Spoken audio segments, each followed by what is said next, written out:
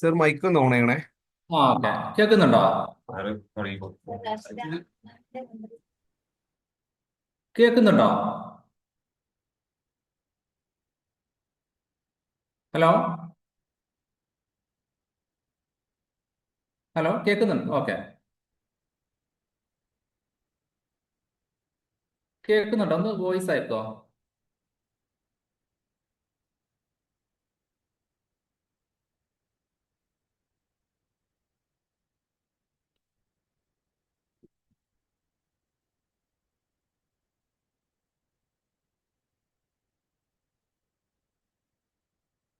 Okay, കേൾക്കുന്നുണ്ട് അല്ലേ? കേൾക്കുന്നുണ്ടല്ലോ അല്ലേ? ഒന്നും കൂടെ കമന്റ് ചെയ്യും. ഒരാൾ കമന്റ് ചെയ്തിട്ടുണ്ട്. ക്ലിയർ ആണോ? ഓക്കെ.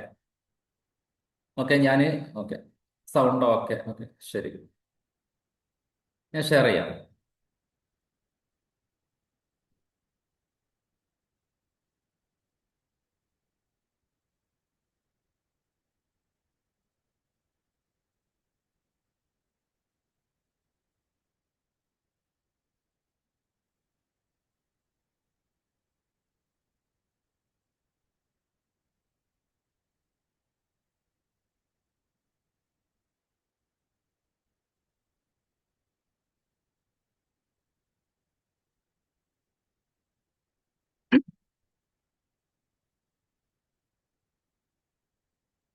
ഓക്കെ, തുടങ്ങല്ലേ? ഒന്നും കൂടെ ഒന്ന് കമന്റ് യെസ് എന്ന് അടിച്ചാൽ തുടങ്ങാം.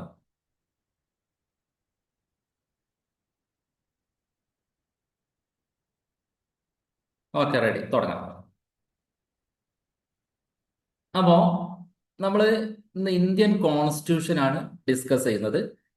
നമുക്കറിയാം, വലിയൊരു ടോപ്പിക്കാണ് ഇന്ത്യൻ കോൺസ്റ്റിറ്റ്യൂഷൻ. ഉം. ഒരു 1 അവർ ഒരു വെബിനാർ കൊണ്ടൊന്നും നമുക്ക് തീർക്കാൻ പറ്റിയ ഒരു ടോപ്പിക് അല്ല ഇന്ത്യൻ കോൺസ്റ്റിറ്റ്യൂഷനിൽ. ഇപ്പൊ ഏതൊരു കോമ്പറ്റേറ്റീവ് എക്സാം നോക്കിയാലും, അത് UPSC ആവട്ടെ, SSC ആവട്ടെ, കേരള PSC ആവട്ടെ, മറ്റേതൊരു കോമ്പറ്റേറ്റീവ് എക്സാമിനും സ്ഥിരമായിട്ടുള്ള ഒരു ഏരിയയാണ് ഇന്ത്യൻ കോൺസ്റ്റിറ്റ്യൂഷൻ എന്ന് പറഞ്ഞാൽ. അത്യാവശ്യം പഠിക്കാനുള്ള വലിയൊരു ടോപ്പിക്കാണ്. അപ്പോൾ ഇപ്പൊ ഞാൻ എൻ്റെ ഓഡിയൻസ് എന്ന് പറഞ്ഞത് LPSA, UPSA, അതേപോലെ HSAക്കൊക്കെ പ്രിപ്പയർ ചെയ്തുകൊണ്ടിരിക്കുന്ന ഉദ്യോഗാർത്ഥികളാണ്. അപ്പോൾ അവരെ സംബന്ധിച്ചിടത്തോളം കുറെ ഡയറക്റ്റ് ക്വസ്റ്റ്യൻസ് ആണ് വരാറുള്ളത്. അപ്പൊ എന്താണ് ഇന്ത്യൻ കോൺസ്റ്റിറ്റ്യൂഷൻ, അതിന്റെ ഒരു ഹിസ്റ്ററി എന്താണ്, അതിന്റെ ഒരു സ്ട്രക്ചർ എന്താണ്, എന്തൊക്കെയാണ് അതിലുള്ളത്, ഏതൊക്കെ ഏരിയകളാണ് പ്രധാനമായിട്ടും നോക്കേണ്ടത്, ഫോക്കസ് ചെയ്യേണ്ടത് എന്നുള്ള കാര്യങ്ങളാണ് ഞാൻ ഈ ഒരു വെബിനാറിൽ ചെയ്യാൻ ഉദ്ദേശിക്കുന്നത്. ഓക്കെ. അപ്പോ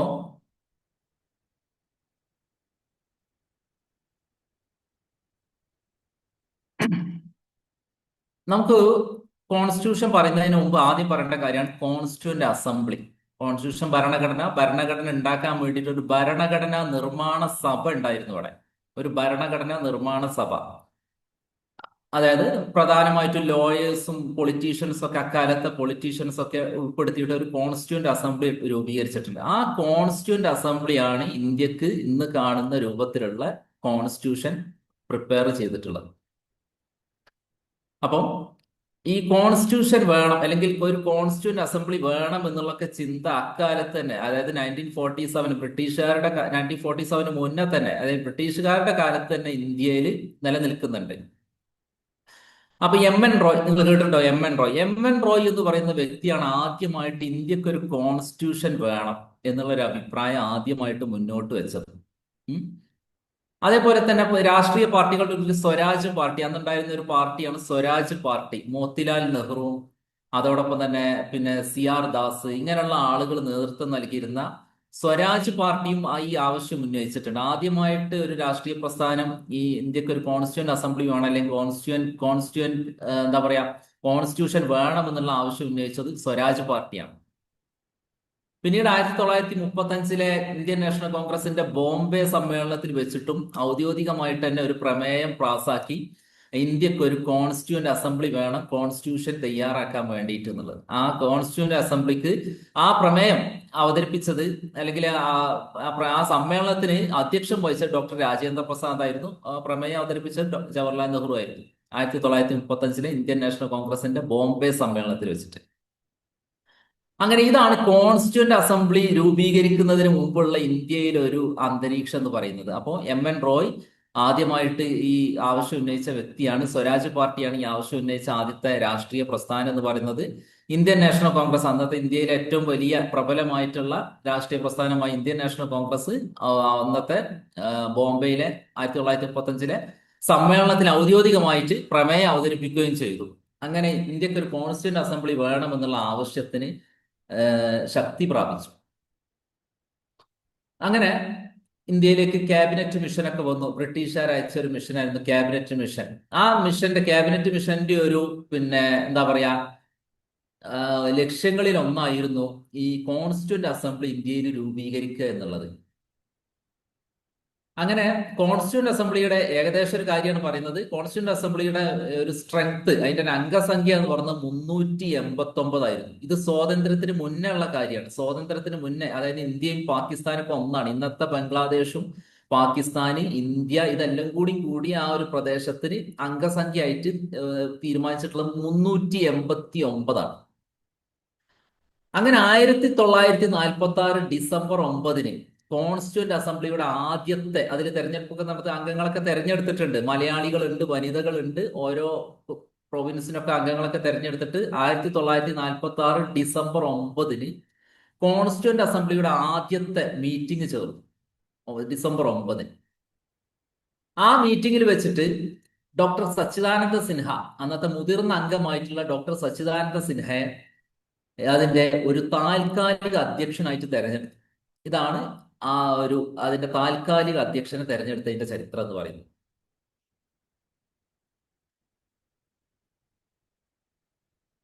ഓക്കെ.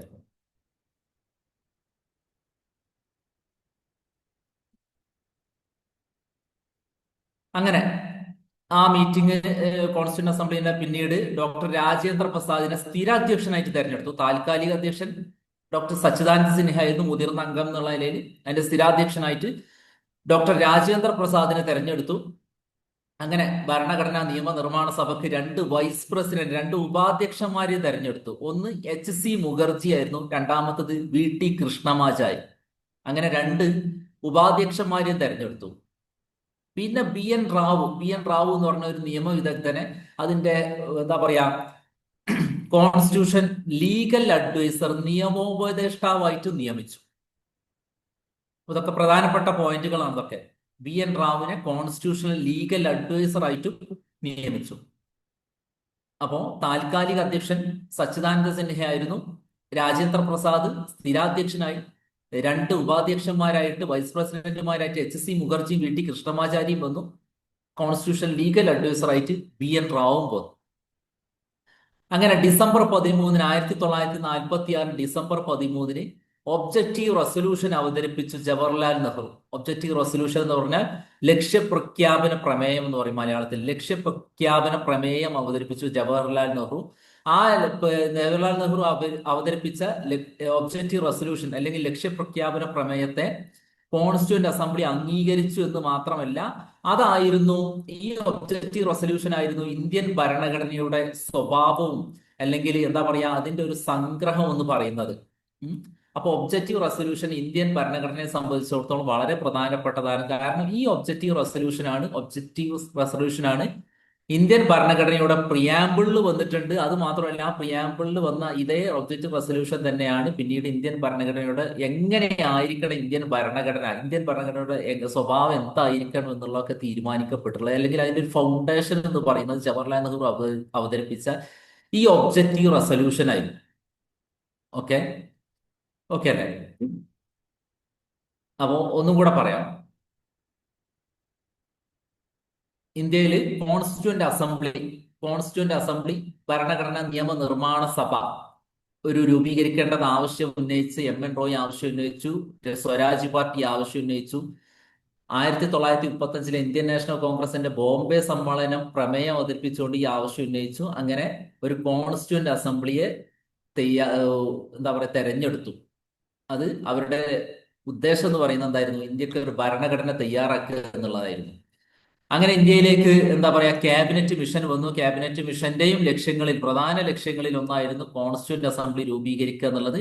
അതിന്റെയൊക്കെ അടിസ്ഥാനത്തിൽ ഒരു 389 അംഗസംഖ്യയുള്ള ഒരു കോൺസ്റ്റിറ്റ്യൂന്റ് അസംബ്ലി രൂപീകരിച്ചു. പക്ഷെ ആദ്യത്തെ മീറ്റിംഗിന് അത്രയും പേര് പങ്കെടുത്തിട്ടില്ല. ആദ്യത്തെ സമ്മേളനത്തിന് 389 പേര് പങ്കെടുത്തിട്ടില്ല. അതിന്റെ അംഗസംഖ്യ ഒക്കെ ചോദിക്കാറുണ്ട്.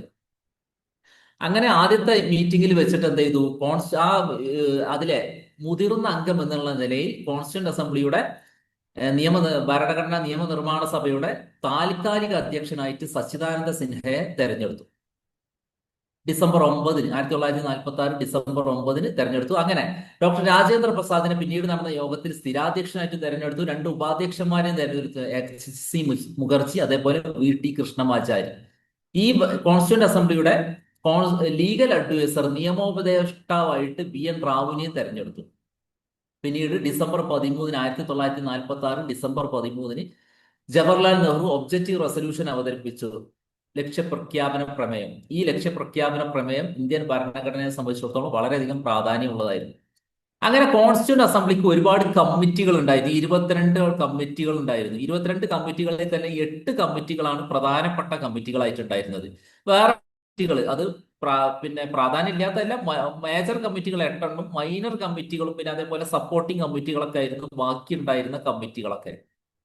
അതിൽ ഈ 22 കമ്മിറ്റിയുടെ കൂട്ടത്തിൽ തന്നെ 8 കമ്മിറ്റികളാണ് പ്രധാനപ്പെട്ടതെന്ന് പറഞ്ഞാൽ അക്കൂട്ടത്തിൽ ഏറ്റവും പ്രധാനപ്പെട്ട കമ്മിറ്റി ആയിരുന്നു ഡ്രാഫ്റ്റിംഗ് കമ്മിറ്റി, ഭരണഘടനയുടെ ഡ്രാഫ്റ്റിംഗ് കമ്മിറ്റി. ഈ ഡ്രാഫ്റ്റിംഗ് കമ്മിറ്റിയിൽ അന്ന് ഇന്ത്യയിൽ ഉണ്ടായിരുന്ന ഏറ്റവും മികച്ച, ഏറ്റവും പ്രഗത്ഭരായിട്ടുള്ള ഭരണഘടനാ നിയമ വിദഗ്ധരെയാണ് ഉൾപ്പെടുത്തിയിട്ടുള്ളത്. ആ നിയമ വിദഗ്ധരെ ഉൾപ്പെടുത്തിയിട്ടുള്ള ഡ്രാഫ്റ്റിംഗ് കമ്മിറ്റിയുടെ ചെയർമാനായിരുന്നു ഡോക്ടർ ബി ആർ അംബേദ്കർ. അന്ന് ഇന്ത്യയിൽ ഉണ്ടായിരുന്ന വിദേശത്ത് വെച്ചിട്ട് ഉന്നത വിദ്യാഭ്യാസമൊക്കെ നേടി ഭരണഘടനാ വിദഗ്ധനായിട്ടുള്ള, നിയമത്തെ കുറിച്ചൊക്കെ നന്നായിട്ട് അറിയുന്ന ഡോക്ടർ BR അംബേദ്കറെ ഡ്രാഫ്റ്റിംഗ് കമ്മിറ്റിയുടെ ചെയർമാനായിട്ട് നിയമിച്ചു. അപ്പോ 22 കമ്മിറ്റികൾ ഉണ്ടായിരുന്നു. അതിൽ 8 കമ്മിറ്റികളാണ് പ്രധാനപ്പെട്ട കമ്മിറ്റികൾ ഉണ്ടായിരുന്നത്. ആ 8 കമ്മിറ്റികളുടെ കൂട്ടത്തിൽ തന്നെ ഏറ്റവും പ്രാധാന്യമുള്ള ഡ്രാഫ്റ്റിംഗ് കമ്മിറ്റിയുടെ ചെയർമാനായിട്ട് ഡോക്ടർ BR അംബേദ്കർ തീരുമാനിച്ചു. മറ്റുള്ള കമ്മിറ്റികൾ പിന്നെ ഒരുപാട് കമ്മിറ്റികൾ, ന്യൂനപക്ഷ കമ്മിറ്റി, അങ്ങനെ അതിനൊക്കെ ഓരോ ചെയർമാൻമാരൊക്കെ ഉണ്ടായിട്ടുണ്ട്. അങ്ങനെ മറ്റ് അംഗങ്ങൾ എന്ന് പറയുന്നത്, ഈ ഡ്രാഫ്റ്റിംഗ് കമ്മിറ്റിയിലെ മറ്റംഗങ്ങൾ എന്ന് പറയുന്നത് Alladi Krishnaswami Iyer, KM Munshi, BL Mitter, DP കൈത്താൻ, Mohammed Saadulla, N Gopalaswamy എന്നിവരായിരുന്നു. അപ്പൊ ഇതിലെ അംഗങ്ങൾ ഇങ്ങനെ ചോദ്യം വരാറുണ്ട്, പിന്നെ ഒരു പേരെടുത്തിട്ട് ഇതിൽ ഉൾപ്പെടാത്ത വ്യക്തി ആരാന്നൊക്കെ ചോദിക്കാറുണ്ട്. ആ പേരുകളൊക്കെ നമ്മൾ അറിഞ്ഞിരിക്കണം. ഇതിൽ തന്നെ പിന്നെ BL മിത്തറും അതേപോലെ DP കൈത്താനും രാജിവെച്ചു. അവരുടെ പിന്നെ ആരോഗ്യസ്ഥിതി പരിഗണിച്ചിട്ട് ഒരാൾ രാജിവെച്ചു, ഒരാൾ മരണശേഷം പിന്നെ വേറൊരാൾ വന്നു. അതായത് BL മിത്തറിന് പകരം N മാധവറാവും വന്നു, DP കൈത്താന് പകരം TT കൃഷ്ണമാചാരിയും വന്നു. അതും കൂടെ ഓർത്തിരിക്കണം. അങ്ങനെ ഈ ഡ്രാഫ്റ്റിംഗ് കമ്മിറ്റി ആയിരുന്നു ഏറ്റവും പ്രധാനപ്പെട്ട ഈ കമ്മിറ്റി, ഈ കോൺസ്റ്റിറ്റ്യൂന്റ് അസംബ്ലിയിലെ ഏറ്റവും പ്രധാനപ്പെട്ട കമ്മിറ്റി. അങ്ങനെ കോൺസ്റ്റിറ്റ്യൂന്റ് അസംബ്ലി 11 സെഷനുകൾ കൂടി ചേർന്നു. ഏകദേശം 2 വർഷവും 11 മാസവും 18 ദിവസവും 2 വർഷവും 11 മാസവും 18 ദിവസവും എടുത്തിട്ട് ആണ് നമ്മുടെ എന്താ പറയാ കോൺസ്റ്റിറ്റ്യൂഷൻ തയ്യാറാക്കിയിട്ടുള്ളത്. അതിൽ 165 ദിവസമാണ് അവർ ചേർന്നിട്ടുള്ളത്. 2 വർഷവും 11 മാസവും 18 ദിവസവും 165 ദിവസമാണ്. അത് പൊതുജനങ്ങൾക്കൊക്കെ അതിന്റെ ഫസ്റ്റ് ഡ്രാഫ്റ്റ് ഒക്കെ പ്രസിദ്ധീകരിച്ച് പൊതുജനങ്ങളിൽ നിന്ന് അഭിപ്രായങ്ങളൊക്കെ സ്വീകരിച്ച് വേണ്ട തിരുത്തലുകളൊക്കെ വരുത്തിയിട്ടാണ് ഈ കോൺസ്റ്റിറ്റ്യൂഷൻ തയ്യാറാക്കിയിട്ടുള്ളത്. അങ്ങനെ ഈ എന്താ പറയാ 2 വർഷവും 11 മാസവും 18 ദിവസത്തിനു ശേഷം 1949 നവംബർ 26 നമ്മുടെ ഭരണഘടനയെ കോൺസ്റ്റിറ്റ്യൂന്റ് അസംബ്ലി എന്ത് ചെയ്തു, അംഗീകരിച്ചു.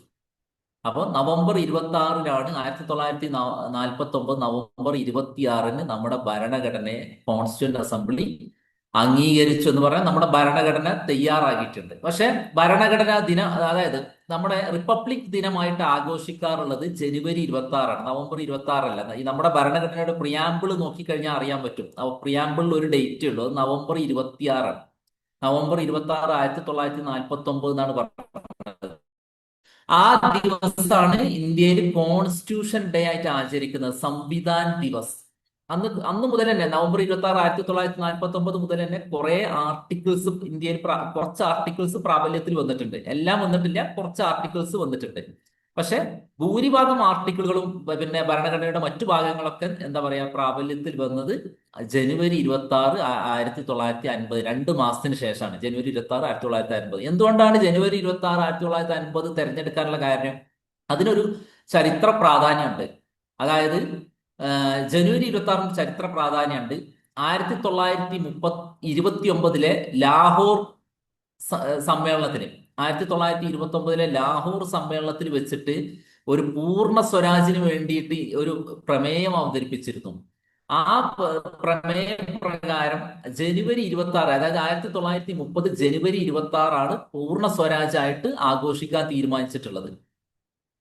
പൂർണ്ണ സ്വരാജ്യം സമ്പൂർണ്ണ സ്വാതന്ത്ര്യ ആയിട്ട് ആഘോഷിക്കാൻ തീരുമാനിച്ച ദിവസമായിരുന്നു ഈ പറയുന്ന ജനുവരി 26, 1930 ജനുവരി 26. അപ്പോൾ ആ ഒരു ദിവസത്തിന്റെ ഓർമ്മക്ക് വേണ്ടിയിട്ടാണ് ജനുവരി 26 എന്ത് ചെയ്തത് റിപ്പബ്ലിക് ദിനമായിട്ട് തെരഞ്ഞെടുത്തിട്ടുള്ളത്. ഓക്കെ. അപ്പൊ നമ്മുടെ ഭരണഘടന നിലവിൽ വന്ന ദിവസമാണ് ജനുവരി 26 1950. പക്ഷെ കോൺസ്റ്റിറ്റ്യൂന്റ് അസംബ്ലി എന്ത് ചെയ്തിട്ടുണ്ട്, കോൺസ്റ്റിറ്റ്യൂഷനെ അംഗീകരിച്ച ദിവസമാണ് നവംബർ 26 1949. അന്ന് മുതൽ കുറച്ച് ആർട്ടിക്കിളാണ് വന്നിട്ടുള്ളത്. ഈ നവംബർ 26 ചോദിച്ചിട്ടുണ്ട് കോൺസ്റ്റിറ്റ്യൂഷൻ ഡേ എന്നാന്ന് ചോദിക്കാറുണ്ട്. ഓക്കെ. അപ്പോൾ ഇത്രയാണ് കോൺസ്റ്റിറ്റ്യൂന്റ് അസംബ്ലിയെ കുറിച്ചും നമ്മുടെ ഭരണഘടനയെ എന്താ പറയാ ആ ഒരു തയ്യാറാക്കിയ ആ ഒരു കാലഘട്ടത്തെ കുറിച്ചൊക്കെ പറയാനുള്ളത്. ഇനി നമ്മുടെ ഭരണഘടന ഒരുപാട് കാര്യങ്ങൾ കടമെടുത്തിട്ടുണ്ട്. ഒരുപാട് നല്ല പിന്നെ എന്താ പറയാ വിദേശ രാജ്യങ്ങളുടെ ഭരണഘടനയിൽ നിന്ന് ഏറ്റവും നല്ല കാര്യങ്ങൾ ഇന്ത്യൻ ഭരണഘടനയ്ക്ക് യോജിച്ചത്, അല്ലെങ്കിൽ ഇന്ത്യക്ക് ഏറ്റവും നല്ലത്, ഇന്ത്യയിലെ ജനങ്ങൾക്ക് ഏറ്റവും യോജിച്ചത് എന്നുള്ള നിലയിൽ ഏറ്റവും നല്ല കാര്യങ്ങൾ എന്ത് ചെയ്തിട്ടുണ്ട്, ബോറോ ചെയ്തിട്ടുണ്ട്. അതിൽ നിന്ന് കടമെടുത്തിട്ടുണ്ട്. അത് എപ്പോഴും PSC ചോദിക്കുന്ന ഒരു സംഭവമാണ്. ഒരു പേര് തരും, ഇത് ഏത് രാജ്യത്തു നിന്നാണ് കടമെടുത്തിട്ടുള്ളതെന്ന് ചോദിക്കാറുണ്ട്. അത് നമുക്ക് നോക്കാം ഏതൊക്കെയാണെന്നുള്ളത്. ഒന്ന്, ഏറ്റവും പ്രധാനമായിട്ട് ഗവൺമെന്റ് ഓഫ് ഇന്ത്യ ആക്ട് 1935. അതായത് ബ്രിട്ടീഷ് പാർലമെന്റ് ഇന്ത്യക്ക് വേണ്ടിയിട്ട് പാസ്സാക്കിയ ഒരു നിയമമാണ് ഗവൺമെന്റ് ഓഫ് ഇന്ത്യ ആക്ട് 1935 എന്ന് പറഞ്ഞത്. ആ ഗവൺമെന്റ് ഓഫ് ഇന്ത്യ ആക്ട് 1935 ഉണ്ടായിരുന്ന കുറെ കാര്യങ്ങൾ എന്ത് ചെയ്തിട്ടുണ്ട്, നമ്മൾ ഇന്ത്യൻ കോൺസ്റ്റിറ്റ്യൂഷനിലേക്ക് എടുത്തിട്ടുണ്ട്. Federal scheme, office of governor, judiciary, public service commission, പിന്നെ അങ്ങനെയുള്ള കാര്യങ്ങളൊക്കെ.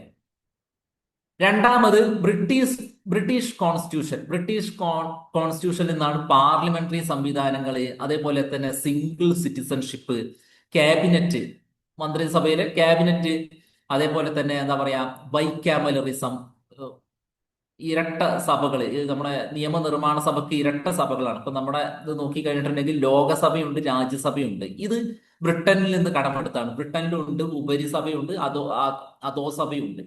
അവിടെ ഉപരിസഭ എന്ന് പറഞ്ഞിട്ടുണ്ടെങ്കിൽ പ്രഭുക്കന്മാരൊക്കെ അംഗങ്ങളായിട്ടുള്ള അങ്ങനെ ഒരു സഭ ഉണ്ട്, നമ്മുടെ രാജ്യസഭയെ പോലെ തന്നെ. അത് നേരിട്ട് മത്സരിക്കാതെ വരുന്നതാണ്. ഇവിടെ ഒരു അധോസഭയുണ്ട്.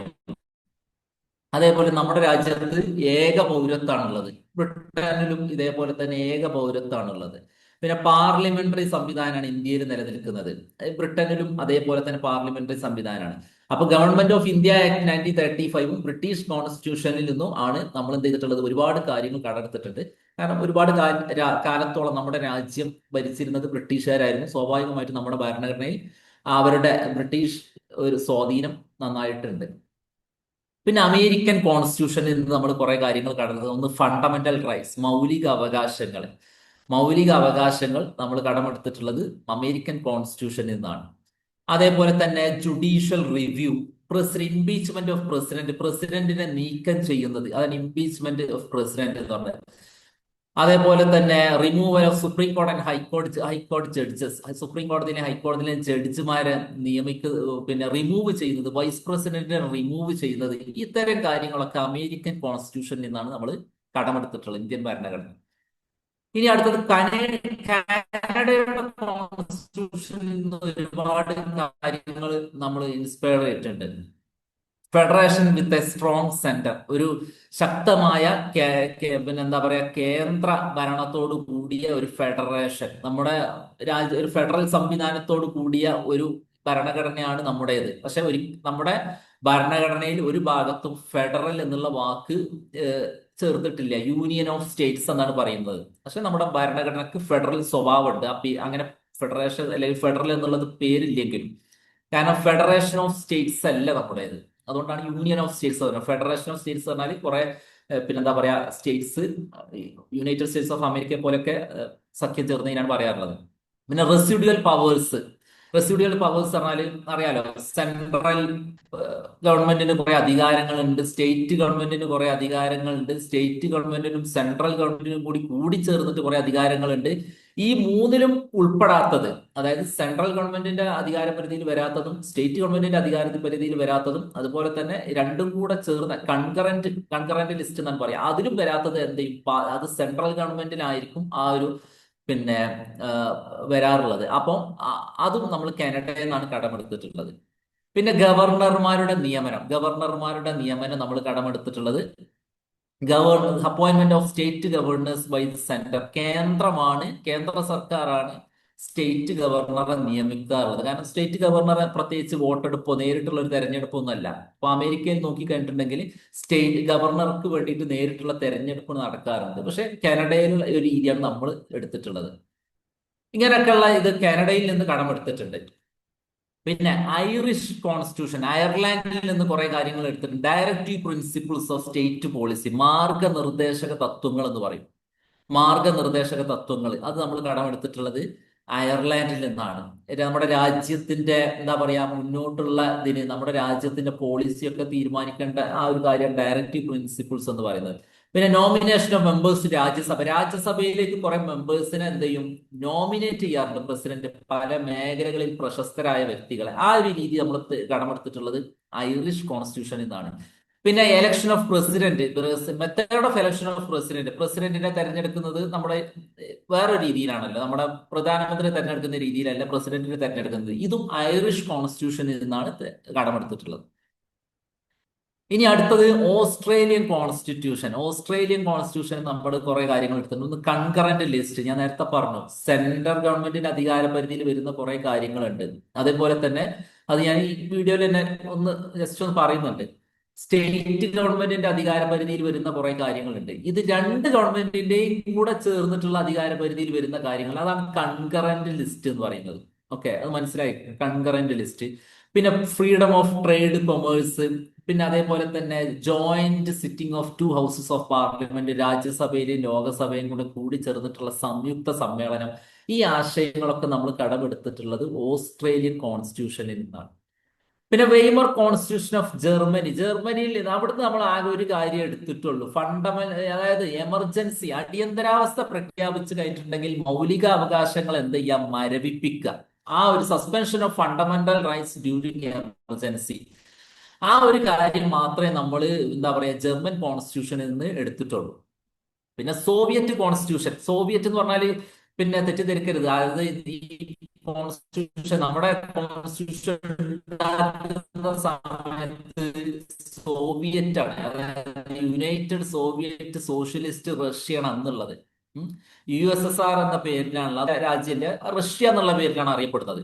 ഓക്കെ, അപ്പം അന്നത്തെ റഷ്യയിൽ നിന്ന്, അതായത് അന്നത്തെ USSRൽ നിന്ന് നമ്മൾ കടമെടുത്തിട്ടുള്ള ഫണ്ടമെന്റൽ ഡ്യൂട്ടീസ്, മൗലിക കടമകൾ എടുത്തിട്ടുണ്ട്.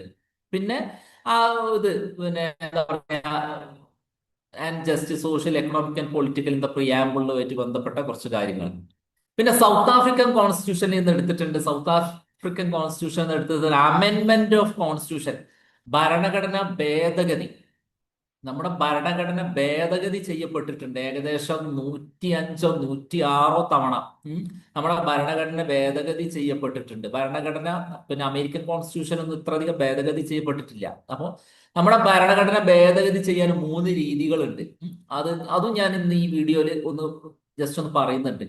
ആ ഭരണഘടന ഭേദഗതി ചെയ്യുന്നതും എന്ന രീതി, ആ പ്രൊസീജിയറും കടമെടുത്തിട്ടുള്ളത് പിന്നെ സൗത്ത് ആഫ്രിക്കൻ കോൺസ്റ്റിറ്റ്യൂഷൻ എന്നാണ്. അതേപോലെ election of members of Rajya Sabha അംഗങ്ങളെ തെരഞ്ഞെടുക്കുന്നത് അല്ലെ. ലോകസഭയിലെ അംഗങ്ങൾക്ക് നമുക്ക് നേരിട്ട് ഇവിടുത്തെ വോട്ടേഴ്സ് വോട്ട് ചെയ്യും. പക്ഷെ രാജ്യസഭയിൽ ഇൻഡയറക്റ്റ് വോട്ടിംഗ് ആണ്, നമ്മൾ നേരിട്ട് വോട്ട് ചെയ്യുന്നില്ല. അത് പിന്നെ ഒരു ഇലക്ട്രൽ കോളേജിന്റെ വോട്ട് കിട്ടിയിട്ടാണ് രാജ്യസഭയിലേക്ക് വരുന്നത്. ഇവിടെ തെരഞ്ഞെടുപ്പ് നടക്കുകയാണ് ചെയ്യുക. ജനങ്ങളല്ല വോട്ട് ചെയ്യാറുള്ളത്, അറിയാലോ.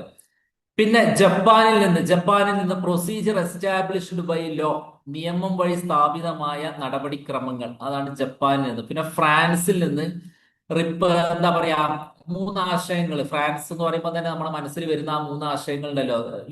ഇതാണ് ലിബർട്ടി, ഇക്വാലിറ്റി ആൻഡ് ഫ്രട്ടേണിറ്റി, സമത്വം, സാഹോദര്യം, പിന്നെ എന്താ പറയാ, തുല്യ തുല്യത. ഈ മൂന്ന് കാര്യങ്ങൾ ഈ മൂന്ന് കാര്യങ്ങളാണ് നമ്മൾ എന്ത് ചെയ്തിട്ടുള്ളത്, ഫ്രഞ്ച് ഭരണഘടനയിൽ നിന്ന് കടമെടുത്തിട്ടുള്ളത്. അപ്പൊ ഒന്ന് പിന്നെ റിവൈൻഡ് ചെയ്യാം. ഒരുപാട് പിന്നെ ഭരണ കാര്യങ്ങൾ നമ്മൾ എന്താ പറയാ വിദേശ കോൺസ്റ്റിറ്റ്യൂഷനിൽ നിന്ന് എടുത്തിട്ടുണ്ട്. അതിൽ പ്രധാനമായിട്ട് എടുത്തത് ഗവൺമെന്റ് ഓഫ് ഇന്ത്യ ആക്ട് 1930, പ്രധാനമായിരുന്നല്ല കൂടുതലായിട്ട് എടുത്തിട്ടുള്ളത്. ബ്രിട്ടീഷ് പാർലമെന്റ് ഇന്ത്യക്ക് വേണ്ടി 1935 പാസ്സാക്കിയ നിയമമാണ് ഗവൺമെന്റ് ഓഫ് ഇന്ത്യ ആക്ട്. അതേപോലെ ബ്രിട്ടീഷ് കോൺസ്റ്റിറ്റ്യൂഷനിൽ നിന്ന് എടുത്തിട്ടുണ്ട് സിംഗിൾ സിറ്റിസൺഷിപ്പ്, അതേപോലെ ബൈക്യാമലറിസം, ലോകസഭ രാജ്യസഭ എന്ന് പറയുന്ന ആ ഒരു സംവിധാനങ്ങൾ. പിന്നെ പാർലമെന്ററി ഗവൺമെന്റ് ആണ് നമുക്കുള്ളത്. പ്രസിഡൻഷ്യൽ രീതിയല്ല, ചില രാജ്യങ്ങളിൽ പ്രസിഡൻഷ്യൽ രീതി ഉണ്ടാവാറുണ്ട്, അമേരിക്കയിലൊക്കെ അതാണ്. അപ്പൊ നമ്മൾ ബ്രിട്ടീഷ് പാർലമെന്ററി ഗവൺമെന്റ് രീതിയാണ് നമ്മൾ ഫോളോ ചെയ്തിട്ടുള്ളത്. അമേരിക്കൻ കോൺസ്റ്റിറ്റ്യൂഷൻ, മൗലിക അവകാശങ്ങൾ, ബിൽ ഓഫ് റൈറ്റ്സ് എന്ന് പറയും. അമേരിക്കൻ കോൺസ്റ്റിറ്റ്യൂഷനിലെ മൗലിക അവകാശങ്ങൾ ബിൽ ഓഫ് റൈറ്റ്സ് ആണ്.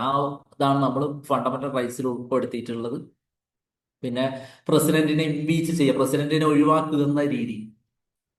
പിന്നെ കനേഡിയൻ കോൺസ്റ്റിറ്റ്യൂഷനിൽ നിന്ന് റെസിഡ്യൂയൽ പവേഴ്സ് കേന്ദ്രത്തിൽ അധിഷ്ഠിതമായിരിക്കും എന്നുള്ളത്. അതേപോലെ ഗവർണറെ കേന്ദ്രം നിയമിക്കുന്ന രീതി. പിന്നെ ഒരു ശക്തമായ കേന്ദ്രത്തോടു കൂടിയ ഭരണഘടന, ഫെഡറൽ സംവിധാനം, അത് നമ്മൾ എടുത്തിട്ടുണ്ട്. അയർലാൻഡ് ഭരണഘടനയിൽ നിന്ന് മാർഗനിർദ്ദേശ തത്വങ്ങൾ, directive principles of state policy, DPSP എന്നൊക്കെ പറയും. രാജ്യസഭയിലേക്ക് എന്താ പറയാ അംഗങ്ങളെ നോമിനേറ്റ് ചെയ്യുന്നത്, പ്രസിഡന്റിനെ തെരഞ്ഞെടുക്കുന്ന രീതി. ഓസ്ട്രേലിയൻ കോൺസ്റ്റിറ്റ്യൂഷൻ കൺകറന്റ് ലിസ്റ്റും, അതുപോലെ തന്നെ joint sitting of 2 houses of parliament, സംയുക്ത സമ്മേളന പാർലമെന്റിന്റെ. ജർമ്മൻ ഭരണഘടനയിൽ നിന്ന് പിന്നെ ഫണ്ടമെന്റൽ റൈറ്റ്സിനെ എന്താ പറയാ സസ്പെൻഡ് ചെയ്യുന്നത് എമർജൻസി 3 എമർജൻസിയാണ് ഉള്ളത്. സംസ്ഥാന പിന്നെ എന്താ പറയാ സാമ്പത്തിക അടിയന്തരാവസ്ഥയൊക്കെ അങ്ങനെ 3 വരുന്നുണ്ട്. സോവിയറ്റ് കോൺസ്റ്റിറ്റ്യൂഷനിൽ നിന്ന് ഫണ്ടമെന്റൽ ഡ്യൂട്ടീസ്, മൗലിക കടമകൾ. പിന്നെ സൗത്ത് ആഫ്രിക്കൻ കോൺസ്റ്റിറ്റ്യൂഷനിൽ നിന്ന് അമെൻമെന്റ് ഓഫ് കോൺസ്റ്റിറ്റ്യൂഷൻ. പിന്നെ election of members of Rajya Sabha അംഗങ്ങളെ തിരഞ്ഞെടുക്കുന്ന രീതി. ഫ്രഞ്ച് ഭരണഘടനയിൽ നിന്ന് liberty, equality and fraternity. Okay, ഇതാണ് നമ്മുടെ ഭരണഘടന കടമെടുത്ത ആശയങ്ങൾ എന്ന് പറയുന്നത്. ഇനി നമ്മുടെ ഭരണഘടനക്ക് കുറെ ഭാഗങ്ങൾ, കുറെ പാർട്സ് ഉണ്ട്. ഭാഗങ്ങൾ, മലയാളത്തിൽ ഭാഗങ്ങൾ എന്നൊക്കെ പറയും. 22 ഭാഗങ്ങളായിരുന്നു നമ്മുടെ ഭരണഘടന എന്താ പറയാ തയ്യാറാക്കിയ സമയത്ത് ഉണ്ടായിരുന്നത്. 22 ഭാഗങ്ങൾ ആൻഡ് 8 ഷെഡ്യൂൾസ് പറഞ്ഞാൽ ലിസ്റ്റ്, ടേബിൾസ്. കുറെ കാരണം ഈ ഭരണഘടനയിൽ വരുന്ന കുറെ കാര്യങ്ങൾ ഷെഡ്യൂളിൽ തന്നെയാണ് ഉൾപ്പെടുത്തിയിട്ടുള്ളത്. അത് കൺഫ്യൂഷൻ ആവേണ്ട കാര്യമില്ല. കുറെ ലിസ്റ്റുകൾ, ടേബിൾസ് എന്ന് മനസ്സിലാക്കിയാൽ മതി. അങ്ങനെ പിന്നെ ആർട്ടിക്കിൾ 1 മുതൽ അങ്ങനെ ഒരു ഓർഡറിലാണ് പോവുക. അനുച്ഛേദം എന്ന് പറയും. അങ്ങനെ 395 ആർട്ടിക്കിളുകളാണ് ഉണ്ടായിരുന്നത്. അതിന്റെ എണ്ണൊന്നും അങ്ങനെ ചോദിച്ച് കണ്ടിട്ടില്ല.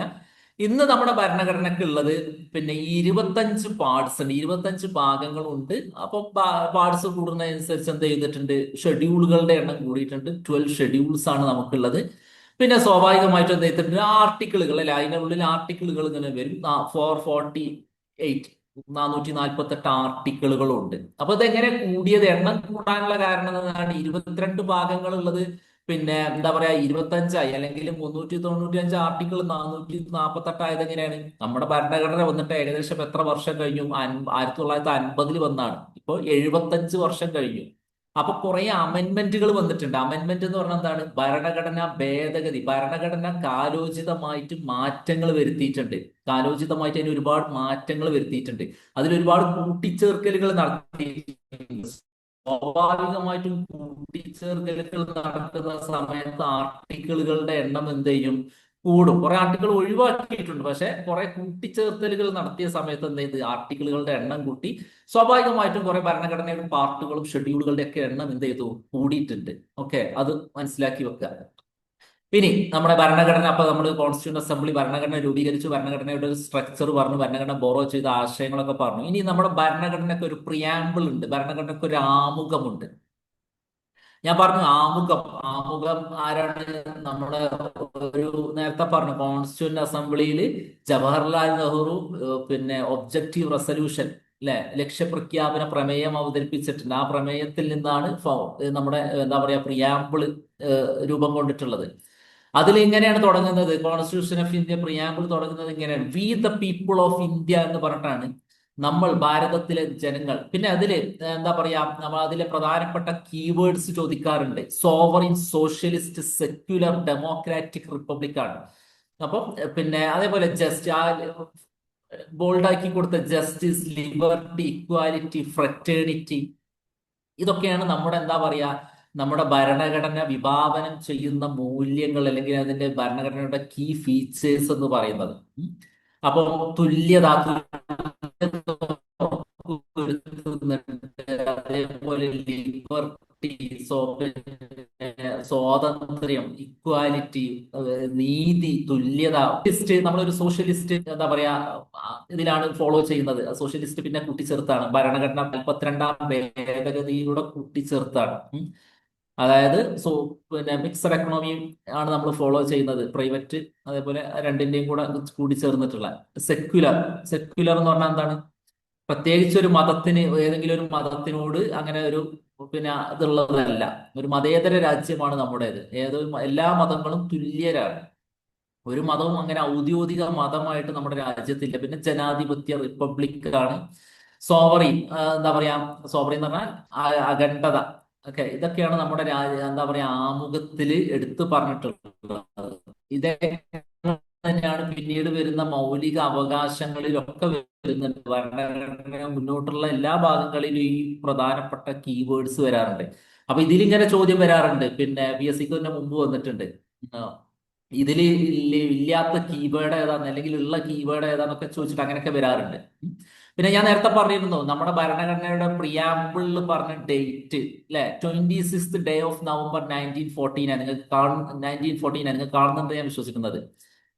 എന്താ പറയാ 26 നവംബർ 1949 എന്ന് പറയുന്ന ആ ഒരു തീയതി. കാരണം അന്നാണ് കോൺസ്റ്റിറ്റ്യൂഷന്റെ, നമ്മുടെ കോൺസ്റ്റിറ്റ്യൂഷൻ അസംബ്ലി ഭരണഘടനയെ അംഗീകരിച്ച ദിവസമാണെന്ന്. അപ്പൊ നമ്മുടെ ഭരണഘടന പ്രിയാമ്പിളിൽ വന്നാണ്. പിന്നെ അതിൽ തന്നെ ആ രണ്ട് അമെന്റ്മെന്റ് ഒക്കെ വന്നത് 42nd അമെന്റ്മെന്റ് എന്ന് പറഞ്ഞിട്ട് താഴെ ചെറുതായിട്ട് കാണാൻ പറ്റും. ഓക്കെ ഓക്കെ, അതാണ് പ്രിയാമ്പിള്.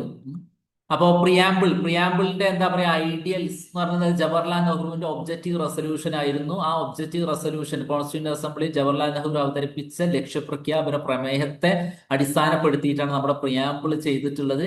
പിന്നെ എന്താ പറയാ ഈ guiding principles of the guiding principles for the constitution, ഇതാണ് നമ്മുടെ കോൺസ്റ്റിറ്റ്യൂഷന്റെ ഗൈഡിംഗ് പ്രിൻസിപ്പിൾസ് എന്ന് പറയുന്നത്. പിന്നെ ഓക്കെ, പിന്നെ ഞാൻ പറഞ്ഞു കുറെ 25 ഭാഗങ്ങൾ ഉണ്ട് എന്ന് പറഞ്ഞു അല്ലെ, 22 ഭാഗങ്ങൾ ഉണ്ട് പറഞ്ഞു. അതിൽ പാർട്ട് വൺ എന്ന് പറഞ്ഞാൽ എന്താണ്? Union and its territories. യൂണിയനും അതേപോലെ തന്നെ ടെറിട്ടറീസും. ഇപ്പോ യൂണിയൻ ഇന്ത്യ ഗവൺമെന്റും, പിന്നെ സ്റ്റേറ്റ് ടെറിട്ടറി എന്ന് പറഞ്ഞതാണ് സ്റ്റേറ്റ് കാര്യങ്ങളൊക്കെ. പാർട്ട് 2 സിറ്റിസൺഷിപ്പ്, പൗരത്വവുമായി ബന്ധപ്പെട്ടതാണ്. അതില് ഒരു 5 ഭാഗങ്ങൾ ഇന്നത്തെ വെബിനാറിൽ നമുക്ക് ഡിസ്കസ് ചെയ്യാം. ആദ്യത്തെ 5. പിന്നെ പാർട്ട് 3 ഫണ്ടമെന്റൽ റൈറ്റ്സ്, മൗലിക അവകാശങ്ങളാണ്. അപ്പൊ ഞാൻ അതിന്റെ സൈഡിൽ part 1 the union and territories, അതിന്റെ അപ്പുറത്ത് എഴുതിയിട്ടുണ്ട് 1 to 4 എന്ന് പറഞ്ഞാൽ 1 മുതൽ 4 വരെയുള്ള ആർട്ടിക്കിളുകളാണ് ഈ പാർട്ട് 1 ഉൾപ്പെടുത്തിയിട്ടുള്ളത്. ഓക്കെ, പിന്നെ പാർട്ട് 2 പൗരത്വവുമായി ബന്ധപ്പെട്ടതാണ്. അപ്പൊ ആർട്ടിക്കിൾ 5 മുതൽ ആർട്ടിക്കിൾ 11 വരെ, ആർട്ടിക്കിൾ 5 to 11 ആണ് പാർട്ട് 2 വരുന്നത്. പാർട്ട് 3 ആർട്ടിക്കിൾ 12 മുതൽ 35 വരെ, അത് ഫണ്ടമെന്റൽ റൈറ്റുമായിട്ട് ബന്ധപ്പെട്ടാണ്, മൗലിക അവകാശങ്ങളുമായി ബന്ധപ്പെട്ടാണ്. പിന്നെ part 4 directive principles of state policy, മാർഗനിർദ്ദേശക തത്വങ്ങൾ. അപ്പൊ ഇതൊക്കെ ഏതെന്നാ കടമെടുത്ത് നിങ്ങൾ മനസ്സിലേക്ക് വരണം. ഫണ്ടമെന്റൽ റൈറ്റ്സ് ഏതിൽ നിന്നാണ്? അമേരിക്കൻ ഭരണഘടനയിൽ നിന്നാണ്. Directive principles of state policy Irish കോൺസ്റ്റിറ്റ്യൂഷനിൽ നിന്നാണ്. സിറ്റിസൺഷിപ്പ് അല്ലെ, സിറ്റിസൺഷിപ്പ് ഏതിൽ നിന്നാണ്? ഏക പൗരത്വമാണ്, ബ്രിട്ടീഷ് കോൺസ്റ്റിറ്റ്യൂഷനിൽ നിന്നാണ്. ഫണ്ടമെന്റൽ ഡ്യൂട്ടീസ് അത് അത് ശ്രദ്ധിക്കണം. അത് പാർട്ട് 4A ആണ് കേട്ടോ. അത് പിന്നെ 40A എന്ന് പറഞ്ഞാൽ അമെന്റ്മെന്റ് ചെയ്താണ്, കൂട്ടിച്ചേർത്താണ്, പിന്നീട് കൂട്ടിച്ചേർത്താണ് അത്. അതുകൊണ്ടാണ് 4A എന്നുള്ളതിൽ വന്നത്. അത് 51A എന്ന് പറയുന്ന ആർട്ടിക്കിളാണ് എന്താ പറയാ ഫണ്ടമെന്റൽ ഡ്യൂട്ടീസുമായിട്ട് ബന്ധപ്പെട്ടത്. പാർട്ട് 5 യൂണിയൻ എന്ന് പറഞ്ഞാൽ യൂണിയൻ ഗവൺമെന്റുമായി ബന്ധപ്പെട്ടത്. യൂണിയൻ ഗവൺമെന്റ് എന്ന് പറയുമ്പോൾ ഏതൊക്കെയാണ്? പ്രസിഡന്റ്, പ്രൈം മിനിസ്റ്റർ, ഇങ്ങനെ ആ ഒരു കാര്യങ്ങളാണ്. അത് നിങ്ങളുടെ ആപ്പിലേക്ക് ആ വീഡിയോകളൊക്കെ വരും. പിന്നെ പാർട്ട് 6 സ്റ്റേറ്റ് ഗവൺമെന്റുമായിട്ട് ബന്ധപ്പെട്ടാണ്. ഗവർണർ, പിന്നെ chief minister, council of ministers എന്ന് പറഞ്ഞിട്ട്. അപ്പൊ പാർട്ട് 5 പ്രസിഡന്റ് വരും, പ്രൈം മിനിസ്റ്റർ വരും, കൗൺസിൽ ഓഫ് മിനിസ്റ്റേഴ്സ്, ഇങ്ങനെയുള്ള കാര്യങ്ങൾ യൂണിയൻ ഗവൺമെന്റുമായി ബന്ധപ്പെട്ടത്. ഉം. അതാണ് പാർട്ട് 6 സ്റ്റേറ്റ്സ്. പാർട്ട് 7 പിന്നെ പാർട്ട് 8 യൂണിയൻ ടെറിട്ടറീസ്. പാർട്ട് 9 പഞ്ചായത്തുമായിട്ട് ബന്ധപ്പെട്ടാണ്. പാർട്ട് 9A അമെന്റ്മെന്റ് ചെയ്ത് അത് പിന്നീട് മുനിസിപ്പാലിറ്റിയുമായി ബന്ധപ്പെട്ടതാണ്. പാർട്ട് 9B കോപ്പറേറ്റീവ് സൊസൈറ്റികളുമായി ബന്ധപ്പെട്ടതാണ്. പാർട്ട് 10 ഷെഡ്യൂൾഡ് ആൻഡ് ട്രൈബൽ ഏരിയാസുമായി ബന്ധപ്പെട്ടിരിക്കുന്നു. പാർട്ട് 14 സോറി 9 10 സോറി എൻ്റെ ഇടയിൽ കുറച്ച് ഓക്കെ.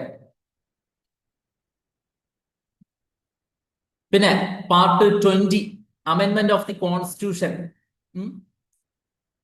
പിന്നെ ഒഫീഷ്യൽ ലാംഗ്വേജുകളുമായി ബന്ധപ്പെട്ടത്, ഒഫീഷ്യൽ ലാംഗ്വേജസുമായി ബന്ധപ്പെട്ടതാണ് പാർട്ട് 17.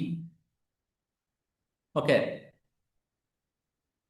പിന്നെ എമർജൻസി, അടിയന്തരാവസ്ഥ പ്രഖ്യാപിക്കുന്നതുമായി ബന്ധപ്പെട്ടാണ് പാർട്ട് 80. ഒരു 11 മുതലുള്ള 15 വരെയുള്ളത് മിസ്സായി പോയിട്ടുണ്ട്. അത് ഞാൻ ചെയ്തതിൽ മിസ്സായി പോയതാണ്. അത് നിങ്ങൾ ഒന്ന് നോക്കുക കേട്ടോ. അങ്ങനെ ഓക്കെ. അപ്പൊ ഒന്നും കൂടെ പറയാം. Part 1 union and its territories ആണ്. Part 2 citizenship. ഇങ്ങനെ അങ്ങനെ 25 പാർട്ടുകൾ ഉണ്ട് നമ്മുടെ എന്തിന് കോൺസ്റ്റിറ്റ്യൂഷന്. ഓരോ ഭാഗങ്ങളും ഏതൊക്കെ വിഷയങ്ങളുമായി ബന്ധപ്പെട്ടതാണെന്നുള്ളത് വേർതിരിച്ചിട്ടുണ്ട്. അതിന് ആ പേരിലാണ് അറിയപ്പെടാറുള്ളത്. പിന്നെ അതുമായി ബന്ധപ്പെട്ട ആർട്ടിക്കിളുകളും ആണ് ആ പാർട്ടിൽ ഉണ്ടാവുക. ഓക്കെ. ഓക്കെ അല്ലേ? ആരെങ്കിലും എന്തെങ്കിലും ഡൗട്ടൊക്കെ ഉണ്ടെങ്കിൽ കമന്റ് ചെയ്യട്ടോ. ഒരു കമന്റ് ഒന്നും കാണുന്നില്ല. ഓക്കെ. എന്തെങ്കിലും മനസ്സിലാവാത്ത എന്തെങ്കിലും ഉണ്ടെങ്കിൽ പറയാം. ഓക്കെ. പാർട്ട് 1 ഞാൻ പറഞ്ഞു യൂണിയൻ ആൻഡ് ഇറ്റ്സ് ടെറിട്ടറീസ് എന്ന് പറഞ്ഞു. യൂണിയൻ ആൻഡ് ഇറ്റ്സ് ടെറിട്ടറീസ് ആണ് ഏത് പാർട്ട് 1. അതിലിങ്ങനെയാണ് പറയുന്നത്, India that is Bharat shall be a union of states. India അല്ലെങ്കിൽ ഇന്ത്യക്ക് വേറൊരു പേരുണ്ട്, that is Bharat shall be a union of states. സ്റ്റേറ്റുകളുടെ യൂണിയൻ ആയിട്ടാണ് ഇന്ത്യ എന്ത് ചെയ്തിട്ടുള്ളത്, പറഞ്ഞിട്ടുള്ളത്. പിന്നെ അതിലെ പാർട്ട് 1 ഉൾപ്പെടുന്ന കാര്യങ്ങൾ എന്തൊക്കെയാണ്? Territories that may be acquired. അതിൽ യൂണിയനെ പറ്റി പറയുന്നുണ്ട്, സ്റ്റേറ്റുകളെ പറ്റി പറയുന്നത്. മൂന്നാമതായിട്ട് പറയുന്നത് territories that may be acquired by the government of India at any time. ഭാവിയിൽ ഇന്ത്യ കൂട്ടിച്ചേർത്തേക്കാവുന്ന ടെറിട്ടറികൾ. ഉദാഹരണത്തിന് പിന്നെ ഗോവ, ഇന്ത്യൻ ഭരണഘടന ആ ഡേറ്റിൽ, അതായത് ഭരണഘടന രൂപീകരിച്ച സമയത്ത് ഗോവ ഇന്ത്യയുടെ ഭാഗമല്ല. പിന്നീടാണ് ഗോവ ഭാഗമായത്. അങ്ങനെ കൂട്ടിച്ചേർത്താണ്. അപ്പൊ അതൊക്കെയാണ് ടെറിട്ടറീസ് എന്ന് പറയുന്നത്. അപ്പൊ കൂട്ടിച്ചേർക്കാം, ഭാവിയിൽ കൂട്ടിച്ചേർത്തേക്കാവുന്ന ഭാഗങ്ങൾ, ഇതൊക്കെ പിന്നെ ഏതിലാണ് വരുന്നത്? പാർട്ട് 1 പിന്നെ name and territory of the union, പിന്നെ ഈ സ്റ്റേറ്റുകളുടെ പേര് തീരുമാനിക്കുന്നത്, അതേപോലെ പുതിയ സ്റ്റേറ്റുകൾ രൂപീകരിക്കുന്നത്. പുതിയ സ്റ്റേറ്റുകൾ ചില സംസ്ഥാനങ്ങൾ വിഭജിച്ചിട്ട് പുതിയ സംസ്ഥാനങ്ങൾ വന്നിട്ടുണ്ട്. ഇന്ത്യ ഒരുപാട് സംസ്ഥാനങ്ങൾ വന്നിട്ടുണ്ട്. ആദ്യത്ത് ഭാഷാടിസ്ഥാനത്തിൽ കുറെ വിഭജനം വന്നിട്ടുണ്ട്. ഇപ്പം അവസാനം ആന്ധ്ര, തെലുങ്കാന അങ്ങനെ വിഭജനം വന്നിട്ടുണ്ട്. കുറെ സംസ്ഥാനങ്ങൾ പുതിയതായിട്ട് വന്നിട്ടുണ്ട്. ജമ്മു കാശ്മീരിനെ വിഭജിച്ചിട്ടുണ്ട്. അങ്ങനെ ചെയ്തിട്ടുണ്ട്. ഈ അവസാനമായിട്ട് ജമ്മു കാശ്മീരിനൊക്കെ ഇതാക്കിയിട്ടുണ്ട്. ലഡാക്കിനെ യൂണിയൻ ടെറിട്ടറി ഒക്കെ ആയിട്ട് മാറ്റിയിട്ടുണ്ട്. അപ്പൊ അതൊക്കെ വരുന്നത്. പിന്നെ ഫോർമേഷൻ ഓഫ് ന്യൂ സ്റ്റേറ്റ്സ്, പിന്നെ ആൾട്രേഷൻ ഓഫ് ഏരിയ, അതിന്റെ ഇത് അതിർത്തികൾ മാറ്റുന്നത്, നെയിംസ് ഓഫ് എക്സിസ്റ്റിംഗ് സ്റ്റേറ്റ്സ്, ചില പേര് മാറ്റണം എന്നുണ്ടെങ്കിൽ അതൊക്കെ ഈ പാർട്ട് 1 ഇപ്പം നമ്മുടെ ചില സംസ്ഥാനങ്ങളുടെ പേരുമാറ്റം വരാറുണ്ട് അല്ലെ? അതൊക്കെ തീരുമാനിക്കുന്നത് ഇതിലാണ്. പാർട്ട് 2 സിറ്റിസൺഷിപ്പ്, പൗരത്വവുമായി ബന്ധപ്പെട്ടതാണ്. ഭരണഘടനയുടെ പാർട്ട് 2 എന്ന് പറയുന്നത് ആർട്ടിക്കിൾ 5 മുതൽ 11 വരെയാണ്. അപ്പൊ അതൊക്കെ ഓർത്തിരിക്കണം. തുടക്കത്തിലൊക്കെ ചെറിയ ബുദ്ധിമുട്ടുണ്ടാവും. അപ്പോ എങ്ങനെയാണ് ഒരു ആള് സിറ്റിസൺഷിപ്പ് എടുക്കുന്നത്, ഒരാൾക്ക് എങ്ങനെയാണ് സിറ്റിസൺഷിപ്പ് നഷ്ടപ്പെടുന്നത്, ഈ കാര്യങ്ങളൊക്കെയാണ് പാർട്ട് 2 എന്ത് ചെയ്തിട്ടുള്ളത്, ഉൾപ്പെടുത്തിയിട്ടുള്ളത്. പിന്നെ നമുക്കറിയാം ഇന്ത്യക്കുള്ളത് ഏതാണ്? സിംഗിൾ സിറ്റിസൺഷിപ്പ് ആണ് ചെയ്തിട്ടുള്ളത്. പിന്നെ പാർട്ട് 3, ഇന്ത്യൻ കോൺസ്റ്റിറ്റ്യൂഷന്റെ പാർട്ട് ത്രീ ഏതുമായിട്ട് ബന്ധപ്പെട്ടതാണ്? മൗലിക അവകാശങ്ങളുമായിട്ട് ബന്ധപ്പെട്ടതാണ് പാർട്ട് 3. അങ്ങനെ ചോദിക്കാറുണ്ട്, മൗലിക അവകാശങ്ങൾ ഏത് പാർട്ടിലാണ് ഉള്ളത്, പാർട്ട് 3 എന്തുമായിട്ട് ബന്ധപ്പെട്ടിരിക്കുന്നു, അങ്ങോട്ടും ഇങ്ങോട്ടും ചോദിക്കാറുണ്ട്. ഇന്ത്യയുടെ മാഗ്ന കാർട്ട, അവർക്ക് പ്രിലിംസിന് ചോദിച്ചാൽ LDCയുടെ പ്രിലിംസിന് magna carta of Indian constitution അല്ലെങ്കിൽ ഇന്ത്യയുടെ മാഗ്ന കാർട്ട എന്ന് പറയുന്നത് എന്താണെന്നുള്ളത്, അത് പാർട്ട് 3 ആണ്. കാരണം പാർട്ട് 3യിലാണ് മൗലിക അവകാശങ്ങൾ, ഫണ്ടമെന്റൽ റൈറ്റ്സ് ഉൾപ്പെടുത്തിയത്. എന്താണ് മാഗ്ന കാർട്ട?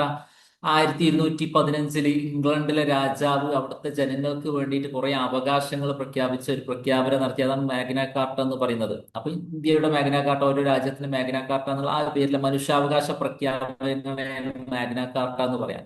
ഇന്ത്യയുടെ മാഗ്ന കാർട്ട എന്ന് പറയുന്നത് ഏതാണ്? പാർട്ട് 3 ആണ്.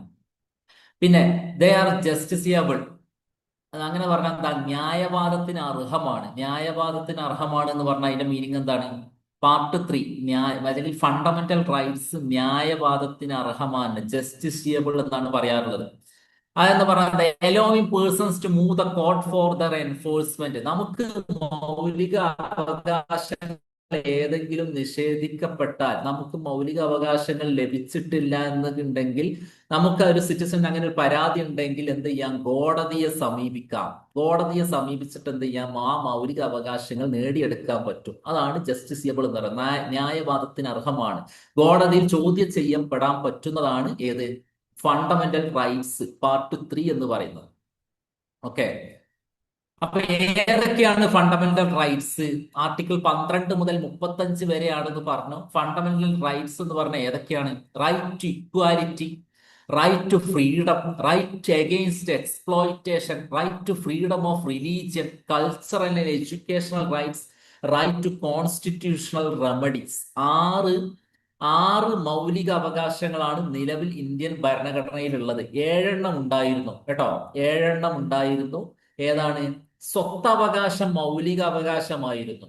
അത് പിന്നീട് നീക്കം ചെയ്ത് മൗലിക അവകാശത്തിൽ നിന്ന് അത് നീക്കം ചെയ്തു. അതിപ്പോ ലീഗൽ റൈറ്റ് ആണ്, നിയമപരമായ അവകാശമാണ്. സ്വത്തവകാശം എന്ന് പറയുന്നത് അമെന്റ്മെന്റിലൂടെ നീക്കം ചെയ്താണ്, അന്ന് ലീഗൽ റൈറ്റ് ആണ് കേട്ടോ. അപ്പൊ ഏതൊക്കെയാണ്? റൈറ്റ് ടു ഇക്വാലിറ്റി, തുല്യതയ്ക്ക് വേണ്ടിയുള്ള അവകാശം. പിന്നെ റൈറ്റ് ടു ഫ്രീഡം, സ്വാതന്ത്ര്യത്തിനുള്ള അവകാശം. റൈറ്റ് അഗെയിൻസ്റ്റ് എക്സ്പ്ലോയിറ്റേഷൻ, ചൂഷണത്തിനെതിരെയുള്ള അവകാശം. Right to freedom of religion, മതസ്വാതന്ത്ര്യത്തിനുള്ള അവകാശം. കൾച്ചറൽ ആൻഡ് എഡ്യൂക്കേഷണൽ റൈറ്റ്സ്, സാംസ്കാരികവും വിദ്യാഭ്യാസപരമായ അവകാശം. Right to constitutional remedies. എന്താണ് കോൺസ്റ്റിറ്റ്യൂഷണൽ റെമഡീസ് എന്ന് പറഞ്ഞു കഴിഞ്ഞാൽ? ഭരണഘടനാപരമായ പരിഹാരം കാണുന്നതിനുള്ള അവകാശം. ആർട്ടിക്കിൾ 32 എന്ന് പറയുന്നത് ഭരണഘടനയുടെ ഹൃദയവും ആത്മാവും എന്ന് അംബേദ്കർ വിളിച്ചത് ഈ ആർട്ടിക്കിൾ 32-നെയാണ്. മൗലിക അവകാശങ്ങളിൽ മൗലികമായതുമാണ് ഇത് ആർട്ടിക്കിൾ 32. ഓക്കെ, ഒരാൾ കമന്റ് ചെയ്തിട്ടുണ്ട്, ഞാൻ കമന്റുകൾ ജസ്റ്റ് നോക്കട്ടെ. 106 അമെന്റ്മെന്റ് ഉണ്ട്.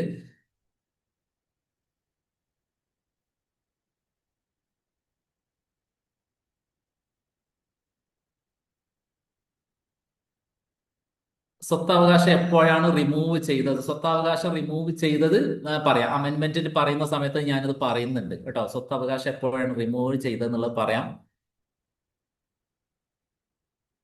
ഓക്കെ, അപ്പോൾ റൈറ്റ് ടു ഇക്വാലിറ്റി എന്താണ്? റൈറ്റ് ടു ഇക്വാലിറ്റി, സമത്വത്തിനുള്ള അവകാശം എന്ന് പറഞ്ഞാൽ എന്തൊക്കെയാണ് സമത്വം? നിയമപരമായ സമത്വം, പിന്നെ തുല്യ നിയമ സംരക്ഷണം, ഇതൊക്കെയാണ് വരുന്നത്. പിന്നെ അതേപോലെ തന്നെ മതം, ജാതി, പിന്നെ എന്താ പറയാ, വർഗം, ലിംഗം, ജന്മസ്ഥലം എന്നിവരുടെ പേരിൽ വിവേചനം ഉണ്ടാകാൻ പാടില്ല. ഏത് മതക്കാരനായാലും, ഏത് ജാതിക്കാരനായാലും, ഏത് വർഗത്തിൽപ്പെട്ടവനായാലും, ഏത് പുരുഷനായാലും, സ്ത്രീ ആയാലും, പിന്നെ എന്താ പറയുക, ഏത് ഇന്ത്യയിലെ ഏത് നാട്ടിലുള്ള ആളായാലും എന്താണ്, എല്ലാവരും നിയമത്തിന് മുന്നിൽ എന്താണ്, തുല്യരാണ്. അതുപോലെ തന്നെ പൊതു നിയമനങ്ങളിൽ അവസര സമത്വം, പൊതു നിയമനങ്ങളിൽ, സർക്കാർ നിയമനങ്ങളിലൊക്കെ എല്ലാവർക്കും തുല്യ അവസരം ഉറപ്പുവരുത്തുക. അതുപോലെ തന്നെ അയിത്ത നിർമ്മാർജ്ജനം, ഈ തുല്യത ഇല്ലാതാക്കുന്ന ഒരു കാര്യമാണ് അയിത്തം, ജാതിയുടെ അടിസ്ഥാനത്തിലുള്ള അയിത്തങ്ങൾ. അപ്പൊ അതൊക്കെ ഒഴിവാക്കുക. അയിത്തവുമായി ബന്ധപ്പെട്ട ഒരു ആർട്ടിക്കിൾ ഉണ്ട്, ആർട്ടിക്കിൾ 17. അത് പലപ്പോഴും PSC ചോദിക്കാറുണ്ട്. ആർട്ടിക്കിൾ 17 മഹാത്മാഗാന്ധിക്ക് ജയ് വിളിച്ച് പ്രഖ്യാപിച്ച ഒരു ആർട്ടിക്കിൾ കൂടിയാണത്. അങ്ങനെ ചോദിക്കാറുണ്ട്. ആർട്ടിക്കിൾ 17 അയിത്തോ നിർമ്മാർജ്ജനവുമായി ബന്ധപ്പെട്ട ആർട്ടിക്കിൾ ആണ്. പിന്നെ ബഹുമതികൾ നിർത്തലാക്കുക എന്ന് പറഞ്ഞിട്ടുണ്ടെങ്കിൽ അക്കാദമിക് മിലിറ്ററി ബഹുമതികളല്ല, അത് മിലിറ്ററി സ്ഥാനങ്ങൾ, അക്കാദമിക് സ്ഥാനങ്ങൾ അതല്ലാതെ അക്കാലത്ത് കുറെ ബഹുമതികൾ, സ്ഥാനപ്പേരുകളൊക്കെ ഉണ്ടായിരുന്നു. ബ്രിട്ടീഷുകാരൊക്കെ നൽകിയിരുന്ന കുറെ രാജ, അങ്ങനെ കുറെ സ്ഥാനപ്പേരുകൾ, അതൊക്കെ നിർത്തലാക്കുക. അതിനൊന്നും പിന്നെ എന്താ പറയാ, എല്ലാവരും തുല്യരാണെന്നുള്ള ഒരു കൺസെപ്റ്റിലേക്ക് വരാൻ വേണ്ടിയിട്ട്. അടുത്തത് റൈറ്റ് ടു ഫ്രീഡം, സ്വാതന്ത്ര്യത്തിനുള്ള അവകാശം. എന്തെല്ലാം സ്വാതന്ത്ര്യമാണ് ആർട്ടിക്കിൾ 19 മുതൽ ആർട്ടിക്കിൾ 22 വരെ നമുക്ക് ഇന്ത്യയിലെ സിറ്റിസൺസിന് തരുന്നത്? അത് പിന്നെ എന്താ പറയാ, സ്വാതന്ത്ര്യത്തിനുള്ള അവകാശം എന്ന് പറയുമ്പോൾ അഭിപ്രായ സ്വാതന്ത്ര്യമുണ്ട്. അതേപോലെ നിരായുധരായി സമാധാനപരമായി ഒത്തുചേരാനുള്ള അവകാശമുണ്ട്. പിന്നെ സമാധാനപരമായി ഒത്തുചേരാൻ, സായുധരായിട്ട് നിരായുധരായിട്ട് ഒത്തുചേരാനുള്ള അവകാശമുണ്ട്. പിന്നെ സംഘടനകളും പ്രസ്ഥാനങ്ങളൊക്കെ രൂപവൽക്കരിക്കാനുള്ള സ്വാതന്ത്ര്യമുണ്ട്. പിന്നെ ഇന്ത്യയിൽ ഉടനീളം സഞ്ചരിക്കാനുള്ള സ്വാതന്ത്ര്യമുണ്ട്. ഇഷ്ടമുള്ള ജോലി, ഇഷ്ടമുള്ള ബിസിനസ്, ഇഷ്ടമുള്ള കച്ചവടം, വ്യവസായമൊക്കെ തുടങ്ങാനുള്ള സ്വാതന്ത്ര്യമുണ്ട്. പിന്നെ അതുപോലെ ഇന്ത്യയിൽ എവിടെയും താമസിക്കാനുള്ള സ്വാതന്ത്ര്യമുണ്ട്. ഇന്ത്യയിൽ എവിടെയും താമസിക്കാനുള്ള സ്വാതന്ത്ര്യമുണ്ട്. ഇതൊക്കെയാണ് റൈറ്റ് ടു ഫ്രീഡത്തിൽ ഉൾപ്പെടുന്നത്. ഓക്കെ. അടുത്തത് റൈറ്റ് അഗെയിൻസ്റ്റ് എക്സ്പ്ലോയിറ്റേഷൻ. രണ്ട് ആർട്ടിക്കിളാണ് വരുന്നത്, ആർട്ടിക്കിൾ 23, ആർട്ടിക്കിൾ 24. ചൂഷണത്തിനെതിരെയുള്ള അവകാശം, അതായത് നിർബന്ധമായിട്ട് ഒരാളെ തൊഴിലെടുപ്പിക്കുന്നതിനെതിരെയുള്ള പിന്നെന്താ പറയാ, മനുഷ്യക്കടത്തിനെതിരെയൊക്കെ മനുഷ്യക്കടത്ത് നിരോധിച്ചിട്ടുണ്ട്. അതേപോലെ നിർബന്ധമായും തൊഴിലെടുപ്പിക്കുന്നതിനെതിരെയും അടിമത്തത്തിനെതിരെയൊക്കെയുള്ള ഇതാണത്. അടിമത്തം എന്ന ചൂഷണമാണ്. നിർബന്ധമായിട്ട് ഒരാൾ തൊഴിലെടുപ്പിക്കുന്നതും ചൂഷണമാണ്. അപ്പൊ അതിനെതിരെയുള്ള ഒരു റൈറ്റ് ആണ് ഏത്, ഒക്കെയാണ് റൈറ്റ് അഗെയിൻസ്റ്റ് എക്സ്പ്ലോയിറ്റേഷന്റെ വരുന്നത്. പിന്നെ right to freedom of religion, മതസ്വാതന്ത്ര്യത്തിന് അവകാശം ആർട്ടിക്കിൾ 25 മുതൽ 28 വരെയാണ് വരുന്നത്. അതായത് നമുക്ക് മതം പ്രചരിപ്പിക്കാനും പഠിപ്പിക്കാനുള്ള സ്വാതന്ത്ര്യമുണ്ട്. മതപരമായ കാര്യങ്ങൾ പ്രാക്ടീസ് ചെയ്യുന്നതിനുള്ള സ്വാതന്ത്ര്യമുണ്ട്. പിന്നെ എന്താ പറയാ, സാംസ്കാരികവും വിദ്യാഭ്യാസപരമായ അതൊക്കെയാണ് അതിൽ വരുന്നത്. മതപരമായ നമുക്ക് ഇഷ്ടമുള്ള മതം വിശ്വസിക്കാനും ആ ഇഷ്ടമുള്ള മതം പ്രചരിപ്പിക്കാനും അതിനൊക്കെയുള്ള സ്വാതന്ത്ര്യമുണ്ട്. അത് അനുഷ്ഠിക്കാനും ഒക്കെ പറ്റും. നമുക്ക് ഇഷ്ടമുള്ള മതം ഇതാക്കാനും പറ്റും. പിന്നെ അടുത്ത കൾച്ചർ ആൻഡ് എഡ്യൂക്കേഷണൽ റൈറ്റ്സ്, സാംസ്കാരികം വിദ്യാഭ്യാസപരമായ അവകാശങ്ങൾ ആർട്ടിക്കിൾ 29 മുതൽ 30 വരെയാണ് വരുന്നത്. അതിലേതൊക്കെയാണ് വരുന്നത്? പിന്നെ ന്യൂനപക്ഷ വിഭാഗങ്ങളുടെ താല്പര്യങ്ങൾ സംരക്ഷിക്കുന്നു. ന്യൂനപക്ഷ വിഭാഗങ്ങൾക്ക് വിദ്യാഭ്യാസ സ്ഥാപനങ്ങൾ ആരംഭിക്കുന്നത്, നടത്തുന്നതിനുള്ള അവകാശമുണ്ട്. പിന്നെ അങ്ങനെ ആ രണ്ടെണ്ണമാണ് ഇതിൽ വരുന്നത്. ന്യൂനപക്ഷ വിഭാഗങ്ങൾക്ക് അവരുടെ സാംസ്കാരികപരമായ സ്വത്വം നിലനിർത്തുന്നതിനും പിന്നെ എന്താ പറയാ, വിദ്യാഭ്യാസപരമായ അവകാശങ്ങളൊക്കെ നൽകിയിട്ട് താല്പര്യങ്ങൾ സംരക്ഷിക്കാനുണ്ട്. പിന്നെ വിദ്യാഭ്യാസ സ്ഥാപനങ്ങൾ ആരംഭിക്കാനും അത് എന്താ പറയാ നടത്തിക്കൊണ്ടുപോകാനുള്ള അവകാശമുണ്ട്. പിന്നെ right to constitutional remedies article 32, എന്താ ഭരണഘടനാപരമായ പ്രതിവിധികൾ കാണുന്നതിനുള്ള ഭരണഘടനാപരമായ പരിഹാരം കാണാൻ. ഇപ്പൊ ചില സമയങ്ങളിൽ എന്ത് ചെയ്യും, ചില പ്രശ്നങ്ങൾ വരുമ്പോൾ അതിനുള്ള കുറെ സൊല്യൂഷൻസ് ഉണ്ട്, അതും ഇതിൽ വരുന്നുണ്ട്. അപ്പൊ ഫണ്ടമെന്റൽ റൈറ്റ്സ് വളരെ പ്രധാനപ്പെട്ടതാണ്. അപ്പം ഞാൻ നേരത്തെ പറഞ്ഞു ആർട്ടിക്കിൾ 32 അല്ലെ, article 32 right to constitutional remedies, ഭരണഘടനാപരമായ പ്രശ്നങ്ങൾക്ക് പരിഹാരം കാണാനുള്ള ഒരു ആർട്ടിക്കിൾ 32 എന്ന് പറഞ്ഞിട്ടുണ്ട്. അംബേദ്കർ എന്താ പറഞ്ഞത്? ഭരണഘടനയുടെ ഹൃദയവും ആത്മാവെന്നും അംബേദ്കർ വിശേഷിപ്പിച്ച ഒരു ആർട്ടിക്കിൾ ആണിത്. മൗലിക അവകാശങ്ങളിൽ മൗലികമായതെന്നാണ് ഇത് അറിയപ്പെടാറുള്ളത്. അപ്പോൾ എന്താ പറയാ, അതിൽ റിട്ടുകൾ, നമുക്ക് 5 റിട്ടുകൾക്കുള്ള ഇത് തരുന്നുണ്ട്. അതിൽ 5 റിട്ടുകൾ ഉപയോഗിച്ചിട്ടാണ് നമ്മൾ എന്ത് ചെയ്യുന്നത്, ഈ ഭരണഘടനാപരമായ പരിഹാരം കാണാൻ കഴിയുന്നത്. ഒന്ന് ഹേബിയസ് കോർപ്പസ്, അതേപോലെ സെർഷ്യോററി, പ്രൊഹിബിഷൻ, മാൻഡമസ്, കോവാറണ്ടോ. ഇങ്ങനെ 5 റിട്ടുകളാണുള്ളത്. ഈ റിട്ടുകളും ചോദിക്കാറുണ്ട് എക്സാമിന്. ഹേബിയസ് കോർപ്പസ് എന്ന് പറഞ്ഞാൽ ഒരു വ്യക്തിയെ അന്യായമായി തടങ്കിൽ വെച്ച് കഴിഞ്ഞിട്ടുണ്ടെങ്കിൽ ആ വ്യക്തി എന്ത് ചെയ്യാം, ഹാജരാക്കാൻ കോടതിക്ക് ഉത്തരവിടാൻ പറ്റും. അപ്പം ആ ഒരു വ്യക്തിയെ തടങ്കിൽ വെക്കുക എന്ന് പറഞ്ഞിട്ടുണ്ടെങ്കിൽ ആ വ്യക്തിയുടെ സ്വാതന്ത്ര്യത്തിന് നേരെയുള്ള കടന്നുകയറ്റാണ്. അപ്പൊ എന്ത് ചെയ്യാം, ആ വ്യക്തിയെ തടങ്കിലാക്കിയിട്ടുണ്ടെന്ന് പരാതി വന്ന് കൊടുത്തു കഴിഞ്ഞിട്ടുണ്ടെങ്കിൽ ആ വ്യക്തിയെ സ്വതന്ത്രമാക്കിയിട്ട് ആ വ്യക്തിയെ കോടതിക്ക് മുന്നിൽ ഹാജരാക്കാനുള്ള അവകാശം ചെയ്യേണ്ടി വരും. അതാണ് ഹേബിയസ് കോർപ്പസ്. അങ്ങനെ വേറെ 4 എണ്ണം കൂടെ ഉണ്ട്. അങ്ങനെ ഈ 5 റിട്ടുകൾ ഉപയോഗിച്ചിട്ടാണ് എന്ത് ചെയ്യുക, ആർട്ടിക്കിൾ 32 എന്ത് ചെയ്യുന്നത് ഭരണഘടനാപരമായ പ്രശ്നങ്ങൾക്ക് പരിഹാരം കാണാനുള്ള ആർട്ടിക്കിൾ 32 വരുന്നത്. അടുത്തത്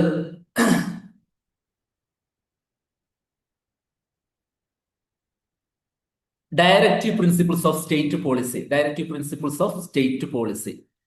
അപ്പോൾ ഒന്നുകൂടെ നമ്മൾ മുന്നോട്ട് പോയി നോക്കാം. Directive principles of state policy എത്രാമത്തെ പാർട്ടിലാണ് വരുന്നത്? പാർട്ട് 4 അല്ലെ? പാർട്ട് 1 നമ്മൾ പറഞ്ഞു, പാർട്ട് 2, പാർട്ട് 3 കഴിഞ്ഞ് പാർട്ട് 4 വരുന്നതാണ് ഇത് directive principles of state policy, മാർഗനിർദ്ദേശക തത്വങ്ങൾ. ഒരു എന്താണ് മാർഗനിർദ്ദേശക തത്വങ്ങൾ എന്ന് പറഞ്ഞിട്ടുണ്ടെങ്കിൽ guidelines that guide the state in its governance and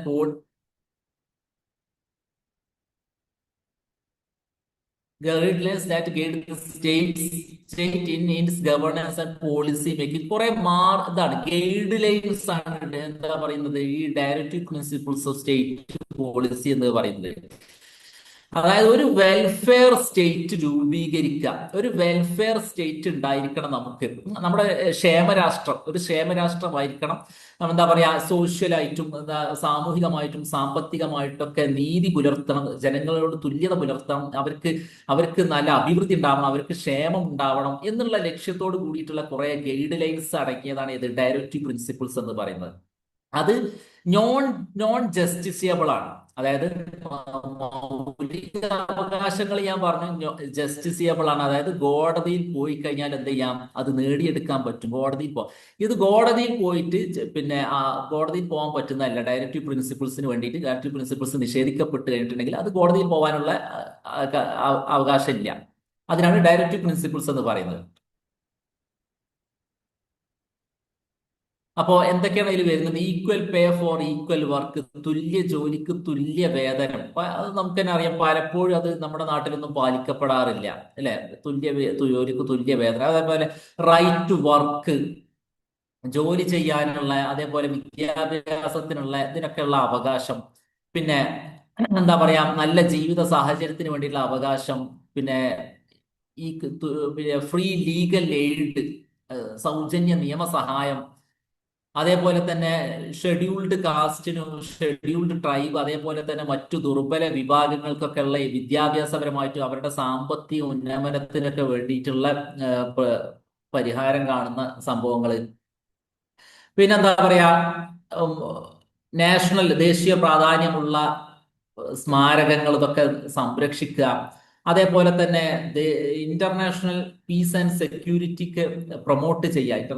അന്താരാഷ്ട്ര തലത്തിൽ സമാധാന സുരക്ഷിതത്വത്തിനൊക്കെ വേണ്ടി പ്രൊമോട്ട് ചെയ്യുക. യൂണിഫോം സിവിൽ കോഡ്, ഏക സിവിൽ കോഡ് നടപ്പിലാക്കുന്നതിന്, പിന്നെ അതേപോലെ പ്രൊട്ടക്ഷൻ ഓഫ് ദി എൻവിറോൺമെന്റ്, പരിസ്ഥിതിയെ സംരക്ഷിക്കുന്നത്. ഇങ്ങനെയൊക്കെയുള്ള കാര്യങ്ങളാണ് ഏതിൽ വരുന്നത്?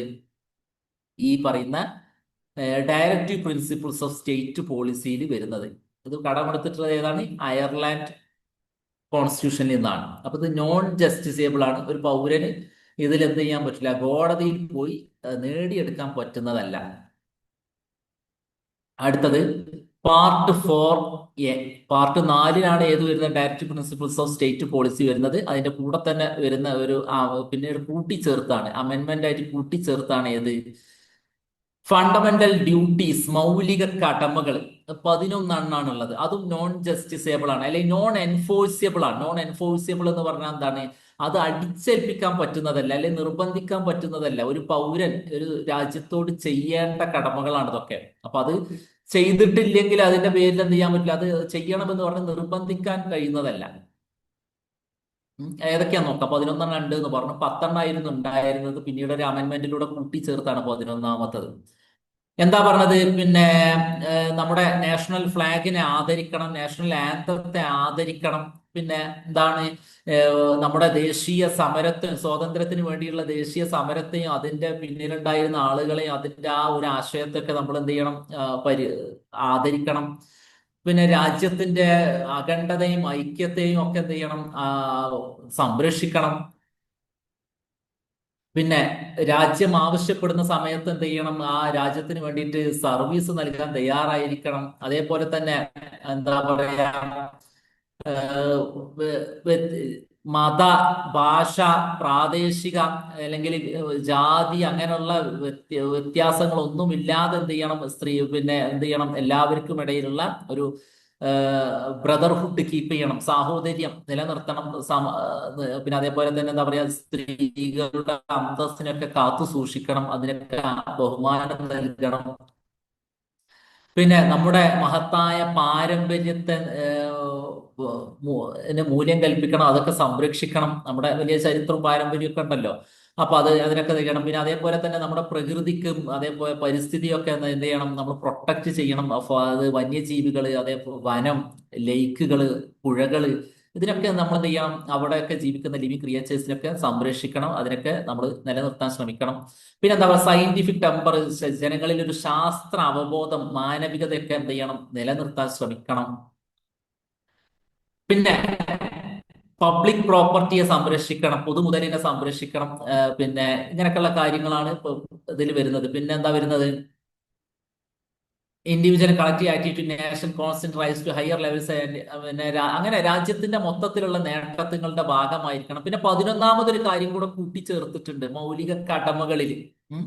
അതേതാണ്, 2002 86ാമത് ഭരണഘടനാ ഭേദഗതി പ്രകാരം കൂട്ടിച്ചേർത്താണ് ഏത്, 6 വയസ്സ് മുതൽ 14 വയസ്സ് വരെയുള്ള കുട്ടികൾക്ക് നിർബന്ധിതവും സൗജന്യവുമായ വിദ്യാഭ്യാസം നൽകൽ എന്താണ്, രക്ഷിതാക്കളുടെ ഒരു കടമയായിട്ട് എന്ത് ചെയ്തിട്ടുണ്ട്, അതും കൂട്ടിച്ചേർത്തിട്ടുണ്ട്.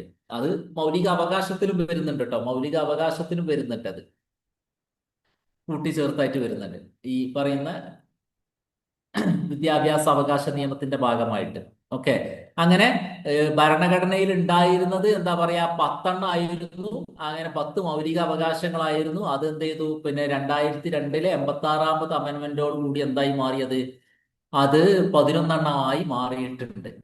ഓക്കെ, അപ്പൊ ഫണ്ടമെന്റൽ ഡ്യൂട്ടീസ് എന്താണ്, പിന്നെ എൻഫോഴ്സബിൾ അല്ല, അല്ലെങ്കിൽ നോൺ ജസ്റ്റിസബിൾ അല്ല. അത് കോടതിയിൽ പോയിട്ട് നമുക്ക് നേടിയെടുക്കാൻ പറ്റുന്നതല്ല. അപ്പൊ കോടതിയിൽ പോയിട്ട് നേടിയെടുക്കാൻ പറ്റുന്നതാണ് ഏത്, ഫണ്ടമെന്റൽ റൈറ്റ്. ഓക്കെ, അപ്പൊ ഞാന് പിന്നെ എന്താ പറയാ, ആ പാർട്ട് ഞാൻ പറഞ്ഞല്ലോ, മുഴുവൻ പാർട്ടും കോൺസ്റ്റിറ്റ്യൂഷന്റെ മുഴുവൻ പാർട്ടും ഒരു വെബിനാറിന്റെ സമയപരിധിക്കുള്ളിൽ നിൽക്കുന്നതല്ല. അത് ഓരോന്നും പറയാനുണ്ട്, അതിന് തന്നെ പ്രധാനപ്പെട്ട കുറെ കാര്യങ്ങൾ പറയാനുണ്ട്. വലിയ ദൈർഘ്യമേറിയ ഒരു വിഷയമാണ്.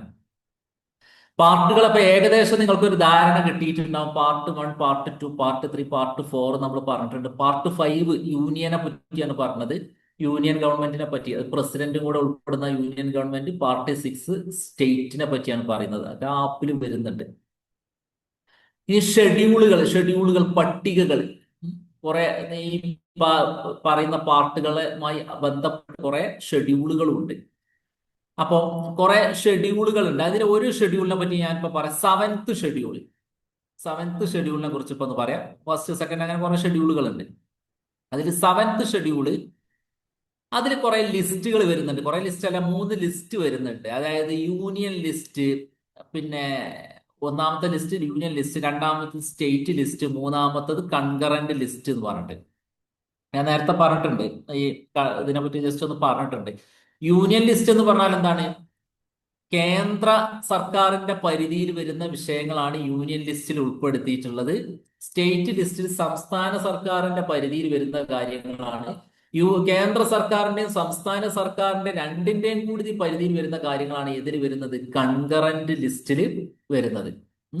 ഇനി ഇതിൽ മൂന്നിലും വരാത്ത കാര്യങ്ങൾ ഉണ്ടാവും. അപ്പൊ അതിന് റെസിഡ്യുവൽ സബ്ജക്ട്സ് എന്ന് പറയും, മലയാളത്തിൽ അവശിഷ്ട അധികാരങ്ങൾ എന്നൊക്കെ പറയും. അത് പാർലമെന്റിലാണ് കേട്ടോ, പാർലമെന്റിൽ നിക്ഷിപ്തമാണ്. അത് പിന്നെ യൂണിയൻ ലിസ്റ്റിലും ഇല്ല, സ്റ്റേറ്റ് ലിസ്റ്റിലും ഇല്ല, കൺകറന്റ് ലിസ്റ്റിലും ഇല്ലെങ്കിൽ പിന്നെ അത് ആരിലാണ്, അത് അത് പിന്നെ പാർലമെന്റിന്റെ അധികാര പരിധിയിലാണ് വരുന്നത്. അത് ആർട്ടിക്കിൾ 248 അങ്ങനെ പറയുന്നുണ്ട്. അപ്പൊ അതിന്റെ എക്സാമ്പിൾ ഏതാണെന്ന് ചോദിച്ചു കഴിഞ്ഞാൽ ഇൻഫർമേഷൻ ടെക്നോളജി, ഇപ്പൊ സ്പേസ് ടെക്നോളജി, സൈബർ ലോ. ഇപ്പൊ നമ്മളൊക്കെ അറിയാം, ഭരണഘടന ആ ഒരു സമയത്ത് 1915 ഇൻഫർമേഷൻ ടെക്നോളജിയെ കുറിച്ചൊന്നും വരാൻ സാധ്യതയില്ല. സ്പേസ് ടെക്നോളജി ഒന്നും ഇത്ര ഡെവലപ്പ് ആയിട്ടില്ല നമ്മുടെ മൊത്തത്തിൽ ഇന്ത്യയിലും വേൾഡിലൊന്നും. സൈബർ ലോകളൊക്കെ അപ്പൊ ഇപ്പോഴാണ് ആവശ്യം വന്നത്. അപ്പൊ അത് എന്ത് ചെയ്തിട്ടുണ്ട്, അതൊക്കെ പിന്നെ റെസിഡ്യുവൽ പവേഴ്സ് ആയിട്ടാണ് കൊടുത്തിട്ടുള്ളതെന്നും കൂടെ ഓർത്തിരിക്കുക.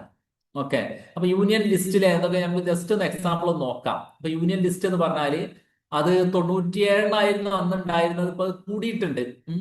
ഡിഫൻസ്, പ്രതിരോധം കേന്ദ്ര സർക്കാരിന്റെ പരിധിയിൽ വരുന്നതാണ്. ഫോറിൻ അഫയേഴ്സ്, വിദേശകാര്യം, അറ്റോമിക് എനർജി, റെയിൽവേ, ബാങ്കുകൾ, post and telegraph, insurance, citizenship, പിന്നെ എയർ ട്രാൻസ്പോർട്ട്, എയർപോർട്ടുകൾ, ഹൈവേ ദേശീയപാതകൾ, പിന്നെ നാവൽ, മിലിറ്ററി, എയർഫോഴ്സുകൾ, സെൻസസുകൾ, പിന്നെ എന്താ പറയാ, ഫോറിൻ ലോൺ, വിദേശ രാജ്യങ്ങളിൽ നിന്ന് എടുക്കുന്ന ലോണുകൾ, പിന്നെ CBI, central bureau of investigation, reserve bank of India, അങ്ങനെ ഒരു ഏകദേശം ഒരു 100 ഏതിലാ വരുന്നത്? യൂണിയൻ ലിസ്റ്റിലാണ് വരുന്നത്. മനസ്സിലാവുന്നുണ്ടോ? അപ്പൊ അത് പിന്നെ ഏകദേശമൊക്കെ നമുക്ക് കിട്ടിക്കഴിഞ്ഞാൽ തന്നെ അറിയാം. ഡിഫൻസ്, പ്രതിരോധം കേന്ദ്ര സർക്കാരാണ്, വിദേശകാര്യം അതാണ്, പിന്നെ റെയിൽവേ അല്ലെ, അങ്ങനെയുള്ള കാര്യങ്ങളൊക്കെ നമുക്കറിയാം. ഇൻഷുറൻസ്, പിന്നെ പൗരത്വവുമായി ബന്ധപ്പെട്ട കാര്യങ്ങളൊക്കെ തീരുമാനം എടുക്കേണ്ടത് കേന്ദ്ര സർക്കാരാണ്, പിന്നെ എയർ ട്രാൻസ്പോർട്ട് അതാണ്, സെൻസസ്, അങ്ങനെയൊക്കെയുള്ള കാര്യങ്ങൾ. അപ്പൊ ചിലത് കൺഫ്യൂസിംഗ് ആയിട്ടുള്ളത് ഉണ്ടാവും. Central bureau of intelligence, CBI, reserve bank of India, ഇങ്ങനെയൊക്കെയുള്ള കാര്യങ്ങളൊക്കെ ഇതിലാണ് വരുന്നത്. മുഴുവൻ ഇതിൽ ലിസ്റ്റിൽ പെട്ടിട്ടില്ല, കുറെ എണ്ണം ഉണ്ടത്. ഇനി സ്റ്റേറ്റ് ലിസ്റ്റ് ഏതെണ്ണം നോക്കുക. അത് 66 ഉണ്ടായിരുന്നു, പിന്നെ അത് എണ്ണം കുറഞ്ഞിട്ടുണ്ട്, കുറച്ച് എണ്ണം കുറഞ്ഞിട്ടുണ്ട്, അത്ര ഇല്ല ഇപ്പൊ. പോലീസ് പോലീസ് ഓരോ സംസ്ഥാനങ്ങൾക്കും ഓരോ പോലീസ് കാര്യങ്ങളാണ് ഉണ്ടാവുക. പിന്നെ എന്താ പറയാ, ഹോസ്പിറ്റൽ, ഡിസ്പെൻസറികൾ, അഗ്രികൾച്ചർ, കൃഷി, പിന്നെ ഫിഷറീസ്, പിന്നെ അതേപോലെ തന്നെ തിയേറ്റർ, വിനോദം, പിന്നെ സ്റ്റേറ്റ് പബ്ലിക് സർവീസ് കേട്ടോ. അതായത് Kerala state public service commission, അങ്ങനെയുള്ളത്. യൂണിയൻ പബ്ലിക് സർവീസ് കമ്മീഷൻ വരുന്നത് ഇതിന്റെ കീഴിലല്ല. പിന്നെ സംസ്ഥാന കോടതികൾ, അങ്ങനെ ഏകദേശം ഒരു 60-ലധികം വരുന്ന കാര്യങ്ങൾ സ്റ്റേറ്റിന്റെ പരിധിയിലാണ് വരുന്നത്. പിന്നെ കൺകറന്റ് ലിസ്റ്റ്, സ്റ്റേറ്റ് ഗവൺമെന്റും യൂണിയൻ ഗവൺമെന്റിന്റെ രണ്ടും കൂടി വരുന്നതാണ് ഇത്. ക്രിമിനൽ ലോ, അതേപോലെ വിവാഹമോചനം, പിന്നെ വിദ്യാഭ്യാസം, പിന്നെ വനം, ആ, വന്യജീവി സംരക്ഷണം, ട്രേഡ് യൂണിയൻ, സംഘടനകള്, ഇലക്ട്രിസിറ്റി, വൈദ്യുതി, പിന്നെ പോപ്പുലേഷൻ കൺട്രോൾ, ജനസംഖ്യാ നിയന്ത്രണം, ഫാമിലി പ്ലാനിങ്, ഇങ്ങനെയുള്ള കുറെ കാര്യങ്ങൾ. അതും ഏകദേശം ഒരു 47 ഉണ്ടായിരുന്നത്, അതിപ്പോ എണ്ണം കുറച്ച് കൂടിയിട്ടുണ്ട്. അതില് അങ്ങനെ. ഇനി ഇതിലൊന്നും പെടാത്തതാണ് ഞാൻ നേരത്തെ പറഞ്ഞത്, റെസ്യൂഡിയൽ പവേഴ്സ് എന്ന് പറഞ്ഞിട്ട്, അവശിഷ്ട അധികാരങ്ങൾ എന്ന് പറഞ്ഞിട്ട്, അത് പാർലമെന്റിൽ നിക്ഷിപ്തമായിട്ടുള്ളത്. ഓക്കെ, അപ്പൊ ഏതെങ്കിലുമൊക്കെ ചോദിച്ചിട്ട് ഇത് ആരുടെ പരിധിയിൽ വരുന്നതെന്നൊക്കെ ചിലപ്പോൾ ചോദ്യങ്ങൾ വരും. ഓക്കെ, ഞാൻ അടുത്ത ഇതിലേക്ക് കിടക്കുകയാണ്. അപ്പൊ ഷെഡ്യൂളിന് പിന്നെ അപ്പൊ എത്ര ഷെഡ്യൂൾ ഉണ്ടായിരുന്നു എന്നാണ് പറഞ്ഞത്? നമ്മുടെ ഭരണഘടന ഫോം ചെയ്ത സമയത്ത് ഷെഡ്യൂളുകളുടെ എണ്ണം പറഞ്ഞിരുന്നു അല്ലെ? ഷെഡ്യൂളുകൾ എത്ര എണ്ണം ഉണ്ടായിരുന്നു എന്നാ പറഞ്ഞത്?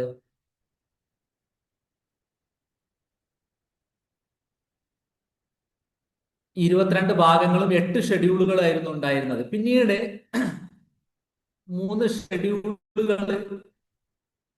ഷെഡ്യൂളുകൾ കൂട്ടിച്ചേർത്തിട്ടുണ്ട്. അത് ഏതൊക്കെയാന്ന് നമുക്ക് നോക്കാം.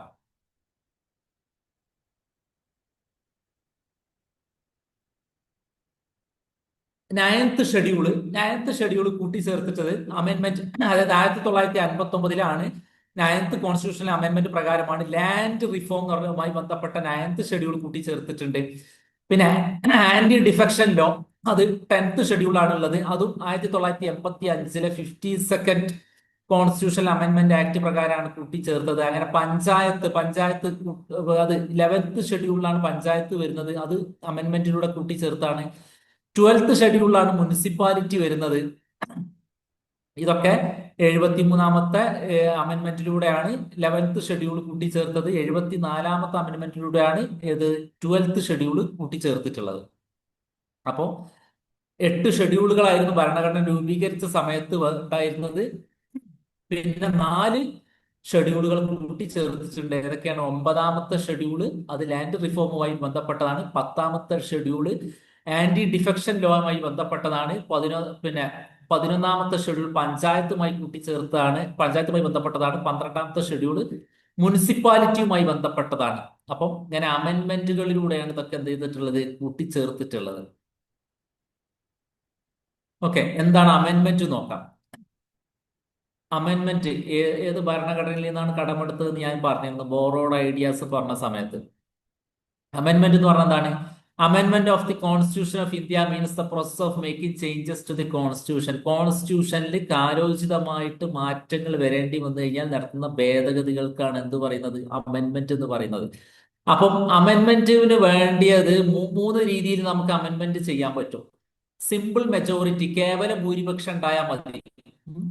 പിന്നെ സ്പെഷ്യൽ മെജോറിറ്റി വേണം. അതിന് കേവല ഭൂരിപക്ഷം പോരാ, അതിന് സ്പെഷ്യൽ മെജോറിറ്റി വേണം. പിന്നെ എന്ത് ചെയ്യണം, മൂന്നാമതൊന്നുണ്ട്, സ്പെഷ്യൽ മെജോറിറ്റി ഉണ്ടായാൽ പോരാ, അത് എന്ത് ചെയ്യണം, സ്റ്റേറ്റ് റാറ്റിഫിക്കേഷൻ. പിന്നെ 50% സംസ്ഥാനങ്ങളുടെ എന്ത് ചെയ്യണം, ആ അംഗീകാരവും കിട്ടണം. പകുതിയോളം സംസ്ഥാനങ്ങളുടെ അംഗീകാരവും കിട്ടണം. അങ്ങനെ മൂന്ന് രീതിയിലുള്ള അമെൻമെന്റുകളാണ് നമുക്ക് ഇന്ത്യൻ ഭരണഘടനയിൽ വരുന്നത്. അപ്പം പ്രധാനപ്പെട്ട അമെൻമെന്റുകൾ ഏതൊക്കെയാന്ന് നോക്കാം. പ്രധാനപ്പെട്ടത് മാത്രം, കാരണം കുറെ എണ്ണം ഉണ്ട്, 100-ലധികം അമെൻമെന്റുകൾ ഉണ്ട്. അപ്പൊ നമുക്ക് എല്ലാം കൂടെ ഡിസ്കസ് ചെയ്യാൻ കഴിയില്ല, എല്ലാം ചോദിക്കാറുമില്ല. ഒന്ന് സെവൻത് അമെന്റ്മെന്റ്. സെവൻത് അമെന്റ്മെന്റ് 1956-ലാണ്. ഇപ്പൊ വർഷവും ചോദിക്കാറുണ്ട് കേട്ടോ. പിന്നെ ചിലതിനൊക്കെ ആ കാലത്ത് ഭരിച്ചിരുന്ന പ്രധാനമന്ത്രി ആരാന്ന് ചോദിക്കാറുണ്ട് ചില അമെന്റ്മെന്റ് വരുന്ന സമയത്ത്. ചില അമെന്റ്മെന്റിന് അന്നത്തെ പ്രസിഡന്റ് ആരാന്ന് ചോദിക്കാറ്. ഏതായാലും സെവൻത് അമെന്റ്മെന്റ് 1956-ലാണ്. അത് ഭാഷാ അടിസ്ഥാനത്തിൽ എന്ത് ചെയ്തു, പുതിയ സംസ്ഥാനങ്ങൾ രൂപീകരിക്കുക അല്ലെങ്കിൽ സംസ്ഥാനങ്ങളുടെ പുനരേകീകരണവുമായി ബന്ധപ്പെട്ടതാണ്. 1956-ലെ reorganised States on linguistic lines, ഭാഷാടിസ്ഥാനത്തിലാണ് പിന്നെ ആന്ധ്രാപ്രദേശ് പിന്നെ കേരളം ഒക്കെ രൂപീകരിക്കുന്നത്. അതിന്റെ അടിസ്ഥാനം മലയാളം സംസാരിക്കുന്നവർക്ക് വേണ്ടി കേരളം, തെലുങ്ക് സംസാരിക്കുന്നവർക്ക് വേണ്ടി ആന്ധ്ര, അങ്ങനെ ഭാഷാടിസ്ഥാനത്തിൽ സംസ്ഥാനങ്ങൾ രൂപീകരിച്ചു. അപ്പൊ അതിന്റെ ആദ്യ ഒരു അമെന്റ്മെന്റ് വന്നിട്ടുണ്ട്, അതാണ് ഇത് സെവൻത് അമെന്റ്മെന്റ്. പിന്നെ 42nd അമെന്റ്മെന്റ്. 42nd അമെന്റ്മെന്റ് ആണ് എനിക്ക് തോന്നുന്നു എന്ത്, അമെന്റ്മെന്റിന്റെ കൂട്ടത്തിൽ ഏറ്റവും പ്രാധാന്യമുള്ള അമെന്റ്മെന്റ്. 42nd amendment. അത് ഞാൻ ആ അമെന്റ്മെന്റും കൂടെ ഞാൻ എന്ത് ചെയ്യുന്നുണ്ട്, ഈ വെബിനാറിൽ ഒന്ന് പറയുന്നുണ്ട് എന്തുകൊണ്ടാണ് അത് അത്രയും പ്രാധാന്യം ഉള്ളത് എന്നുള്ളത്. അതായത് 1976-ലാണ് അമെന്റ്മെന്റ് വന്നിട്ടുള്ളത്. അതിനെ മിനി കോൺസ്റ്റിറ്റ്യൂഷൻ എന്ന് വിളിക്കാറുണ്ട്. മിനി കോൺസ്റ്റിറ്റ്യൂഷൻ കാരണം അത്രയധികം മാറ്റങ്ങൾ, അത്രയധികം ഭേദഗതികൾ വന്നിട്ടുണ്ട്. 42ാം അമെന്റ്മെന്റിൽ ഒരുപാട് മാറ്റങ്ങൾ വന്നിട്ടുണ്ട്. അതുകൊണ്ടാണ് അതിനെ മിനി കോൺസ്റ്റിറ്റ്യൂഷൻ എന്ന് വിളിക്കാറുള്ളത്. അത് ആ ഒരു അമെന്റ്മെന്റ് മാത്രം ഞാൻ ഈ വീഡിയോയുടെ വെബിനാറിന്റെ അവസാനം പറയുന്നുണ്ട്. ആരും എല്ലാവരും മുഴുവൻ കേൾക്കണേ വെബിനാർ. പിന്നെ 44-ാമത്തെ അമെന്റ്മെന്റ്, അത് 2 വർഷം കഴിഞ്ഞപ്പോൾ തന്നെ 45, 43, 44-ാമത്തെ അമെന്റ്മെന്റ് 1978-ലാണ്. അതെന്താ ചെയ്തത്, 42ാമത്തെ അമെന്റ്മെന്റിൽ വന്നിരുന്ന കുറെ കാര്യങ്ങളുണ്ട്, അതിലെന്ത് ചെയ്തു, കുറെയൊക്കെ റിവേഴ്സ് ചെയ്ത് പഴയ പോലെ തന്നെ ആക്കി. പ്രത്യേകിച്ച് ഫണ്ടമെന്റൽ റൈറ്റുമായിട്ടൊക്കെ ബന്ധപ്പെട്ട് കുറെ കാര്യങ്ങൾ വന്നിരുന്നു, അതൊക്കെ പഴയപടി തന്നെ ആക്കി. അത് 44. പിന്നെ 61 പ്രധാനപ്പെട്ടതാണ്. 61 1989-ലാണ് വരുന്നത്. അതായത് വോട്ടിംഗ് പ്രായം 21 ആയിരുന്നു അതുവരെ ഇന്ത്യയിൽ ഉണ്ടായിരുന്നത്. അത് 18 വയസ്സാക്കി കുറച്ചു. അത് വളരെ പ്രധാനപ്പെട്ടാണ്, 61ാമത്തെ ഭേദഗതിയാണ്. അപ്പൊ അത് ഇങ്ങനെ ചോദിക്കും, 21-ൽ നിന്ന് 18 കുറച്ചത് ഏത് ഭേദഗതിയാണ്, ആ ഭേദഗതി വന്ന പിന്നെ കാലത്തെ പ്രധാനമന്ത്രി ആരാണ്, അത് പ്രധാനപ്പെട്ടതാണ്. പിന്നെ 101 വളരെ പ്രധാനപ്പെട്ടതാണ്. അത് 2016-ല് GST-യുമായിട്ട് ബന്ധപ്പെട്ടതാണ്, ഗുഡ്സ് ആൻഡ് സർവീസ് ടാക്സുമായിട്ട് ബന്ധപ്പെട്ടതാണ്. പിന്നെ 103 വളരെ പ്രധാനപ്പെട്ടതാണ്. 2019 അവസാനം വന്നതാണ് ഇതൊക്കെ ഈ പറയുന്നതൊക്കെ. അതുകൊണ്ടാണ് ഞാൻ ഇത് 100-ന് ശേഷം കുറെ ഉൾപ്പെടുത്തിയിട്ടുണ്ട്. Provided 10% reservation four economically weaker section. അതായത് മുന്നോക്ക വിഭാഗത്തിലെ പിന്നെന്താ പറയാ, പിന്നോക്കം നിൽക്കുന്ന ആളുകൾ, മുന്നോക്ക വിഭാഗത്തിലെ പിന്നോക്കം നിൽക്കുന്ന ആളുകൾക്ക് എന്ത് ചെയ്തു, 10% സംവരണം പിന്നെ സർക്കാർ ജോലികളിലും വിദ്യാഭ്യാസ സ്ഥാപനങ്ങളിലും നൽകിയ ഒരു പിന്നെ നിയമ ഭേദഗതിയാണ് ഇത്, 103-ാം ഭേദഗതി. EWS എന്ന് പറഞ്ഞ ഒരു വിഭാഗം വന്നു, എക്കണോമിക്കലി വീക്കർ സെക്ഷൻ. പിന്നെ 106 2024 വന്നാണ് ഏത്, അപ്പൊ ഏറ്റവും ലാസ്റ്റ് വന്നാണ് 106. ഒരാൾ കമന്റ് ചെയ്തിരുന്നു 106-ാം ഭേദഗതിയാണ്, 106-നുണ്ട് എന്ന് പറഞ്ഞിട്ട്. ശരിയാണ്, 106-ാമത്തെ ഭേദഗതി. അപ്പൊ അത് കറന്റ് അഫയറിലും വരാൻ സാധ്യത ഉണ്ട്. 106-ാം ഭേദഗതി 2024-ലാണ്. എന്താ 106-ാം ഭേദഗതി പറഞ്ഞാൽ, പക്ഷെ അത് നടപ്പിലായിട്ടില്ല കേട്ടോ. അത് വന്നിട്ടുണ്ട്, ഭേദഗതി വന്നിട്ടുണ്ട്, പക്ഷെ അത് ഇന്ത്യയിൽ വന്നിട്ട് എന്താണ് ഭേദഗതി, 1/3 സീറ്റുകൾ എവിടൊക്കെ ലോകസഭയിലും അതേപോലെ സംസ്ഥാന നിയമസഭയിലും പിന്നെ അതേപോലെ തന്നെ എന്താ പറയാ ഡൽഹിക്ക് പ്രത്യേക പദവികളുണ്ടാണ്, ഡൽഹി അസംബ്ലി എന്ന് പ്രത്യേകം കൊടുത്തത്. അവിടൊക്കെ എന്ത് ചെയ്യുക, പ്രത്യേക പദവി പിന്നെ ഇതില് എന്താ പറയാ 1/3 വനിതകൾക്ക് സംവരണം ചെയ്യാം. വനിതകൾക്ക് സംവരണം ചെയ്യാം. അതാണ് അതിന്റെ പ്രത്യേകത. വനിതകൾക്ക് 1/3 സീറ്റ് വനിതകൾക്ക്. മനസ്സിലായില്ലേ? അതാണ് ഇതിന്റെ വനിതാ സംവരണവുമായി ബന്ധപ്പെട്ടതാണ്. അപ്പൊ ചോദ്യം എങ്ങനെ ഉണ്ടാവുക? വനിതാ സംവരണവുമായി ബന്ധപ്പെട്ട ഭേദഗതി ഏതാ? 106 കേട്ടോ. ചിലപ്പോ ഇങ്ങനെ എലാബറേറ്റ് ചെയ്ത് ചോദിച്ചിട്ടും അങ്ങനെയും ചോദിക്കാം. അപ്പൊ 1/3 സീറ്റുകൾ വനിതകൾക്ക് സംവരണം ചെയ്യാൻ വേണ്ടിയിട്ടുള്ളതാണ് ലോകസഭയിലും സംസ്ഥാന നിയമസഭകളിലൊക്കെ. പക്ഷെ നമുക്കറിയാം നമ്മുടെ ലോകസഭയിലൊന്നും അങ്ങനെ വന്നിട്ടില്ല. അപ്പൊ നിയമസഭാ തെരഞ്ഞെടുപ്പൊക്കെ വരാൻ പോവാണ് നമ്മുടെ കേരളത്തിലൊക്കെ. അവിടെ ആയിട്ടില്ല. ഓക്കെ. അപ്പോ ഇത്രയാണ് ഭേദഗതിയെ കുറിച്ച് പറയാനുള്ളത്. പിന്നെ പ്രധാന ഭേദഗതികൾ ഞാൻ കുറച്ചെണ്ണം പറഞ്ഞു. അതിൽ ഞാൻ നേരത്തെ പറഞ്ഞിരുന്നു 42ാമത്തെ ഭേദഗതി വളരെ പ്രധാനപ്പെട്ടതാണെന്ന് പറഞ്ഞിരുന്നു. അത് അല്ലെ മിനി കോൺസ്റ്റിറ്റ്യൂഷൻ എന്നൊക്കെ പറഞ്ഞിട്ടുണ്ട്. മിനി കോൺസ്റ്റിറ്റ്യൂഷൻ ആണ് എന്ന് പറഞ്ഞിരുന്നു.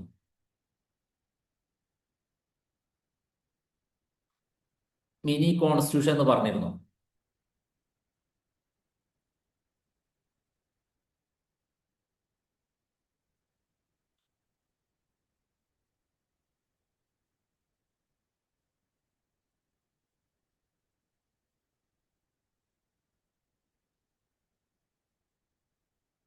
എന്തുകൊണ്ടാണ് അതിന് മിനി കോൺസ്റ്റിറ്റ്യൂഷൻ എന്ന് പറയുന്നത് നമുക്ക് നോക്കാം.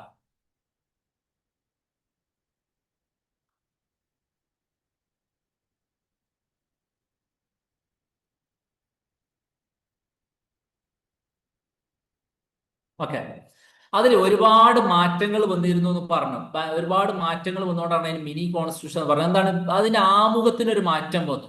ആമുഖത്തിന് പ്രിയാമ്പിളിൽ മാറ്റം വരുത്തി. ഞാൻ പറഞ്ഞു ആമുഖത്ത് ഇന്ന് കാണുന്ന രൂപത്തിലുള്ള ആമുഖം വന്നത് പിന്നെ ആ ഭേദഗതിക്ക് ശേഷമാണ്.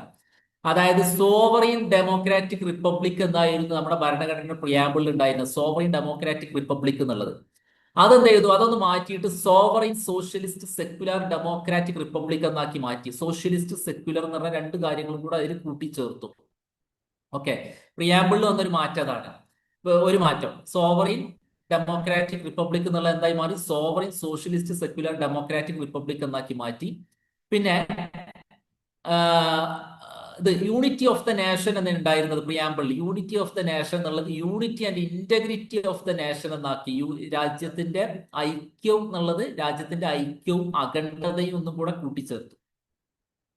പിന്നെ ഞാൻ നേരത്തെ പറഞ്ഞു എന്താ പറയാ കുറെ സ്റ്റേറ്റ് ലിസ്റ്റ് ഉണ്ട്. പിന്നെ എന്താ പറഞ്ഞത് യൂണിയൻ ലിസ്റ്റ് ഉണ്ട്, കൺകറന്റ് ലിസ്റ്റ് ഉണ്ട് എന്ന് പറഞ്ഞു. സ്റ്റേറ്റിന്റെ പരിധിയിൽ വരുന്ന കാര്യങ്ങൾ സ്റ്റേറ്റ് ലിസ്റ്റിൽ, മറ്റേത് യൂണിയന്റെ പരിധി വരുന്ന യൂണിയൻ ലിസ്റ്റിൽ, മറ്റേ രണ്ടിന്റെയും പരിധി വരുന്ന കൺകറന്റ് ലിസ്റ്റ്. അപ്പൊ സ്റ്റേറ്റ് ലിസ്റ്റിൽ ഉണ്ടായിരുന്ന എഡ്യൂക്കേഷൻ, വിദ്യാഭ്യാസം, ഫോറസ്റ്റ്, വനം, വെയിറ്റ് ആൻഡ് മെഷേഴ്സ്, തൂക്കവും അളവുകളും, protection of wild animals and birds, വന്യജീവികളുടെയും സംരക്ഷണം, പിന്നെ അഡ്മിനിസ്ട്രേഷൻ ഓഫ് ജസ്റ്റിസ്, ഇങ്ങനെ ഈ 5 കാര്യങ്ങൾ സ്റ്റേറ്റ് ലിസ്റ്റിലാണ് അതുവരെ ഉണ്ടായിരുന്നത്. അതെന്ത് ആക്കി മാറ്റി? കൺകറന്റ് ലിസ്റ്റിലേക്ക് മാറ്റി. ഓക്കെ. അൺകറന്റ് ലിസ്റ്റിലേക്ക് മാറ്റി. അപ്പൊ അവിടെ ഒരു മാറ്റം വന്നു. സ്റ്റേറ്റ് ലിസ്റ്റിൽ ഉണ്ടായിരുന്ന 5 കാര്യങ്ങൾ ഏതിലേക്ക് വന്നു? കൺകറന്റ് ലിസ്റ്റിലേക്ക് വന്നു. ലിസ്റ്റിൽ മാറ്റം വന്നു. പിന്നെ ആർട്ടിക്കിൾ 51A, ആർട്ടിക്കിൾ 51A കൂട്ടിച്ചേർത്തു. ആർട്ടിക്കിൾ 51A എന്ന് പറഞ്ഞ എന്താണ്? ഫണ്ടമെന്റൽ ഡ്യൂട്ടീസ്, 10 ഫണ്ടമെന്റൽ ഡ്യൂട്ടീസ് കൂട്ടിച്ചേർത്തു. ഫണ്ടമെന്റൽ ഡ്യൂട്ടീസ് ഞാൻ നേരത്തെ പറഞ്ഞു. ഫണ്ടമെന്റൽ ഡ്യൂട്ടീസ് കൂട്ടിച്ചേർത്തു. ഫണ്ടമെന്റൽ ഡ്യൂട്ടീസ് 42ാം ഭേദഗതി വരെ ഉണ്ടായിരുന്നില്ല, അത് കൂട്ടിച്ചേർത്തു. പിന്നെന്ത് ചെയ്തു? ഡയറക്റ്റീവ് പ്രിൻസിപ്പിൾസിന് മാറ്റം വരുത്തിയിട്ടുണ്ട്. Directive principles of state policy, മാർഗനിർദ്ദേശക തത്വങ്ങൾക്ക് എന്ത് ചെയ്തിട്ട് 3 പുതിയ മാർഗനിർദ്ദേശക തത്വങ്ങൾ കൂട്ടിച്ചേർത്തു. ഒരു മാർഗനിർദ്ദേശക തത്വത്തിന് എന്ത് ചെയ്തിട്ടുണ്ട്? ചെറിയ മാറ്റവും വരുത്തി.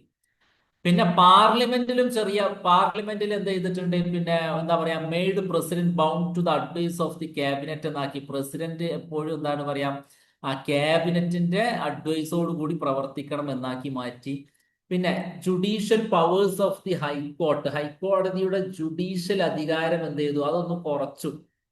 കട്ട് ചെയ്ത judicial review power of the high court. അങ്ങനെ അങ്ങനെ പല മേഖലകളിൽ വ്യത്യസ്തമായ ഭരണഘടനയുടെ പിന്നെ നമ്മുടെ നിയമ സംവിധാനത്തിന്റെ ഒക്കെ വ്യത്യസ്തമായ മേഖലകളിൽ പല കൂട്ടിച്ചേർക്കലുകളും വെട്ടിച്ചുരുക്കലുകളൊക്കെ നടത്തിയത് കൊണ്ട് തന്നെ 42ാം ഭേദഗതിയെ മിനി കോൺസ്റ്റിറ്റ്യൂഷൻ എന്ന് പറയാറുണ്ട്. പല PSC പരീക്ഷകൾക്കും ചോദിച്ചിട്ടുണ്ട്. 42ാം ഭേദഗതി, മിനി കോൺസ്റ്റിറ്റ്യൂഷൻ എന്ന് പറയുന്ന ഭേദഗതി ഏതാണ്? അത് വന്ന വർഷം ഏതാണ്? അത് ഉണ്ടായിരുന്ന കാലത്തെ പ്രധാനമന്ത്രിയുടെ പേര് ചോദിച്ചിട്ടുണ്ട്. പ്രസിഡന്റിന്റെ പേര് വരെ ചോദിച്ചിട്ടുണ്ട്. ഓക്കെ. അപ്പോ ഇത്രയും കാര്യങ്ങളാണ് എന്താ പറയാ കോൺസ്റ്റിറ്റ്യൂഷനെ കുറിച്ചിട്ട് എന്താ പറയാ ഒരു ബേസിക് ആയിട്ട് പറയാനുള്ളത്. ഒന്ന് റിവൈൻഡ് ചെയ്യണോ?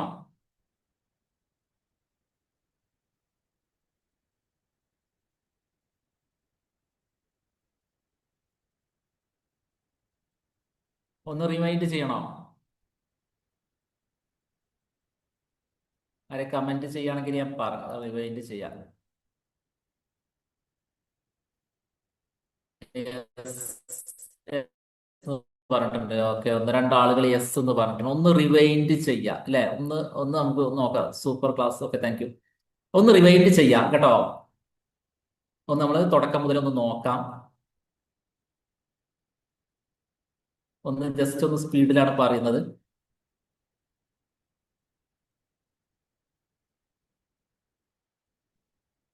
പ്രൈം മിനിസ്റ്റർ ആരാണ്, പ്രസിഡന്റ് ആരാന്നൊക്കെ ചോദിച്ചിട്ടുണ്ട്. നിങ്ങൾ അതൊക്കെ പിന്നെ സ്ഥിരമായിട്ട് ചോദിക്കുന്ന ക്വസ്റ്റ്യൻ ആണ് കേട്ടോ. നിങ്ങൾ ക്ലാസ്സിൽ ഇത് ചെയ്യണം. അപ്പൊ ഈ ഭരണഘടന രൂപീകരിക്കുന്നതിന് മുമ്പ് എന്ത് ചെയ്തിട്ടുണ്ട്? ഒരു ഭരണഘടന നിയമനിർമ്മാണ സമിതി രൂപീകരിച്ചിട്ടുണ്ട്. ഭരണഘടനാ നിയമനിർമ്മാണ സമിതിയിലെ മലയാളികൾ ആരൊക്കെയാന്ന് ചോദിക്കാറുണ്ട് PSCക്ക്. അതിൽ വരുന്ന മലയാളി വനിതകളൊക്കെ ചോദിക്കാറുണ്ട് കേട്ടോ. മലയാളി വനിതകളെ ചോദിക്കാറുണ്ട്. കാരണം വനിതകളുടെ എണ്ണം തന്നെ കുറവാണ്, അതിൽ തന്നെ മലയാളി വനിതകൾ വളരെ കുറവാണ്. അപ്പൊ പഠിക്കാൻ എളുപ്പമാണ്. അപ്പൊ കോൺസ്റ്റിറ്റ്യൂന്റ് അസംബ്ലി രൂപീകരിച്ചു. ഇന്ത്യക്ക് ഒരു ഭരണഘടന വേണം, ഒരു ഭരണഘടന നിയമനിർമ്മാണ സഭ വേണം എന്നൊക്കെ ആവശ്യം ഉന്നയിച്ചത് MN റോയ് എന്ന് പറയുന്ന ഒരു കമ്മ്യൂണിസ്റ്റ് നേതാവാണ്.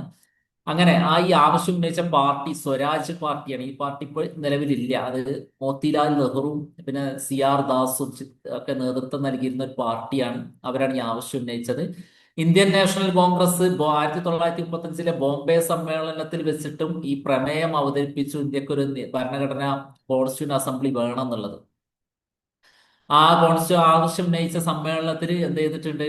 ആ, അധ്യക്ഷം വഹിച്ച രാജേന്ദ്ര പ്രസാദ് ആയിരുന്നു.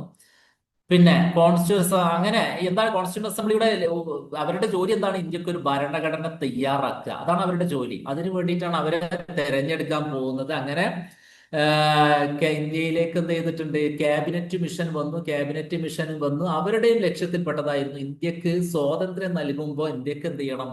ഇന്ത്യക്കാരാൽ തയ്യാറാക്കപ്പെട്ട ഒരു ഭരണഘടന വേണം. കാരണം 1935 പിന്നെ ഒരു ഇത് ഇവിടെ ഉണ്ട്. അത് ബ്രിട്ടീഷ് പാർലമെന്റ് തയ്യാറാക്കിയതാണ്. അത് പോരാ, അതിന് പകരം തന്നെ ഇന്ത്യക്കാർക്ക് വേണ്ടി ഇന്ത്യക്കാർ തയ്യാറാക്കിയ ഒരു ഭരണഘടന വേണം.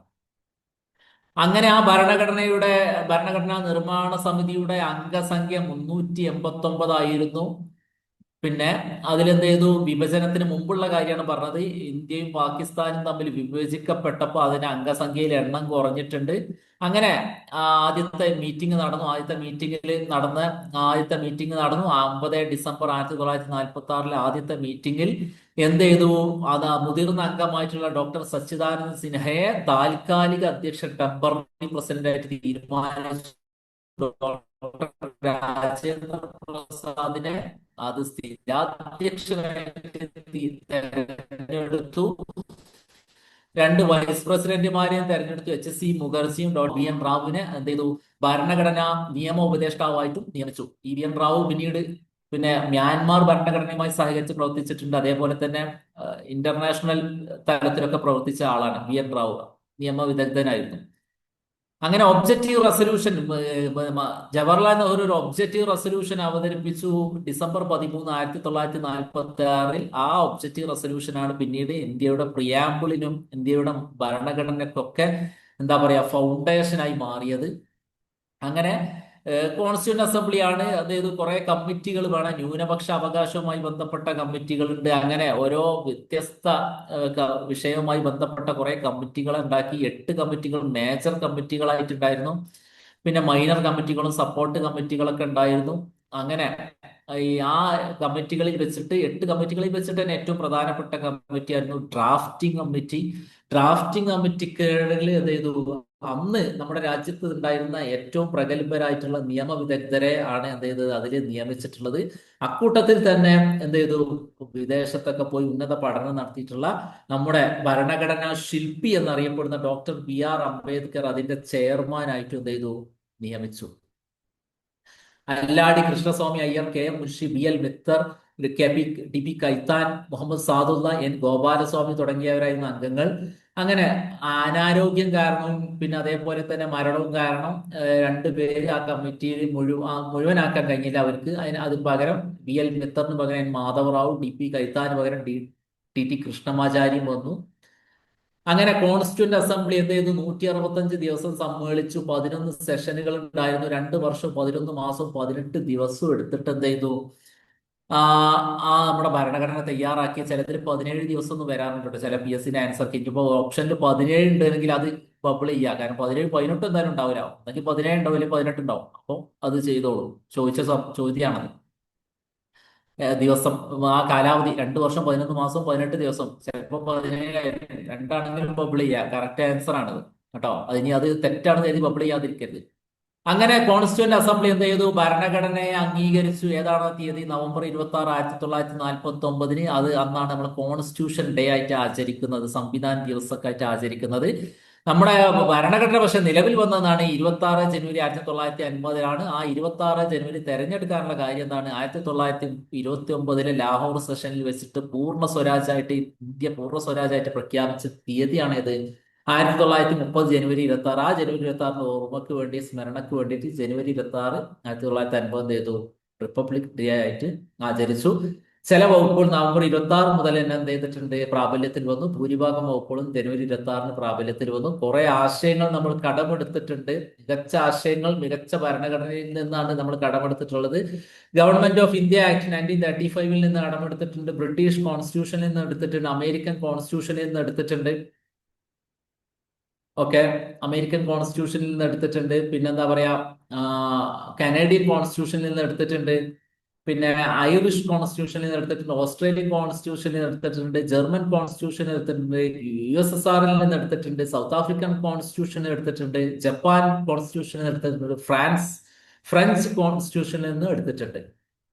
അങ്ങനെ 22 ഭാഗങ്ങളുള്ള 8 ഷെഡ്യൂളുകളുള്ള ഒരു ഭരണഘടന നമ്മൾ എന്ത് ചെയ്തു? തയ്യാറാക്കി. പിന്നീട് ഭരണഘടനയിൽ വന്ന അമെന്റ്മെന്റുകൾക്ക് അനുസരിച്ചിട്ട് ഭരണഘടനയുടെ പാർട്ടുകളുടെ എണ്ണം 22-ൽ നിന്ന് 25 ആവുകയും ഷെഡ്യൂളുകളുടെ എണ്ണം 8-ൽ നിന്ന് 12 ആവുകയും വർദ്ധിക്കുകയും ചെയ്തു.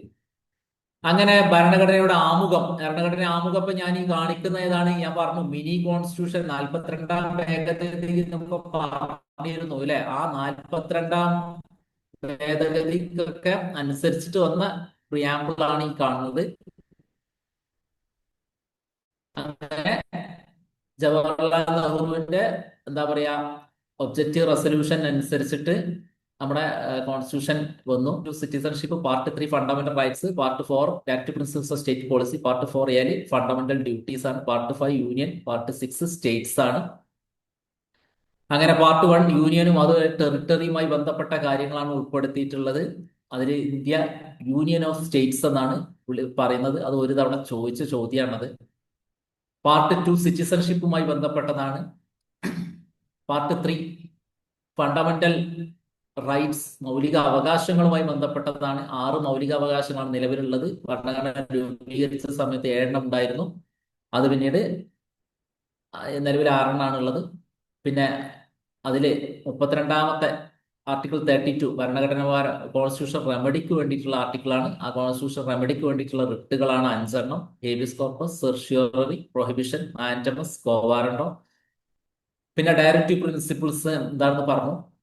ഒരു വെൽഫെയർ സ്റ്റേറ്റിന് വേണ്ടിയിട്ടുള്ള ഗൈഡ് ലൈൻസ്, നമ്മുടെ രാജ്യത്തിന്റെ മുന്നോട്ടുള്ള പ്രയാണത്തിന് വേണ്ടിയിട്ടുള്ള ഗൈഡ് ലൈൻസ് ആണത്. അത് പിന്നെ അങ്ങനെയൊക്കെയാണ് പറയുന്നത്. പക്ഷെ നോൺ ജസ്റ്റിസിയബിൾ ആണ്. അങ്ങനെ രാജ്യം അങ്ങനെ ആയിരിക്കണം എന്ന് പറയുന്നു. പക്ഷെ അതെന്ത് ചെയ്യാൻ പറ്റില്ല, നമുക്ക് അവകാശമായിട്ട് ചോദിച്ചു വാങ്ങാൻ കഴിയുന്നതല്ല. പിന്നെ ഫണ്ടമെന്റൽ ഡ്യൂട്ടീസ്, ഒരു പൗരൻ രാജ്യത്തോട് ചെയ്യേണ്ട കാര്യങ്ങളാണ്. പക്ഷെ അത് പൗരനെ അടിച്ചേൽപ്പിക്കാൻ പറ്റുന്നതുമല്ല. അങ്ങനെ 11 ഫണ്ടമെന്റൽ ഡ്യൂട്ടീസ് ആണ് നിലവിലുള്ളത്. ഫണ്ടമെന്റൽ ഡ്യൂട്ടീസ് 11 ഉള്ളത്. പിന്നെ ഷെഡ്യൂളുകൾ 8 ഷെഡ്യൂളുകളാണ് ഉണ്ടായിരുന്നത്. അത് 12 മാറ്റി. ഷെഡ്യൂളുകളിൽ 7-ാമത്തെ schedule union list, state list, concurrent list എന്ന് പറഞ്ഞിട്ട് 3 ലിസ്റ്റുകളായിട്ട് വേർതിരിച്ചിട്ടുണ്ട്.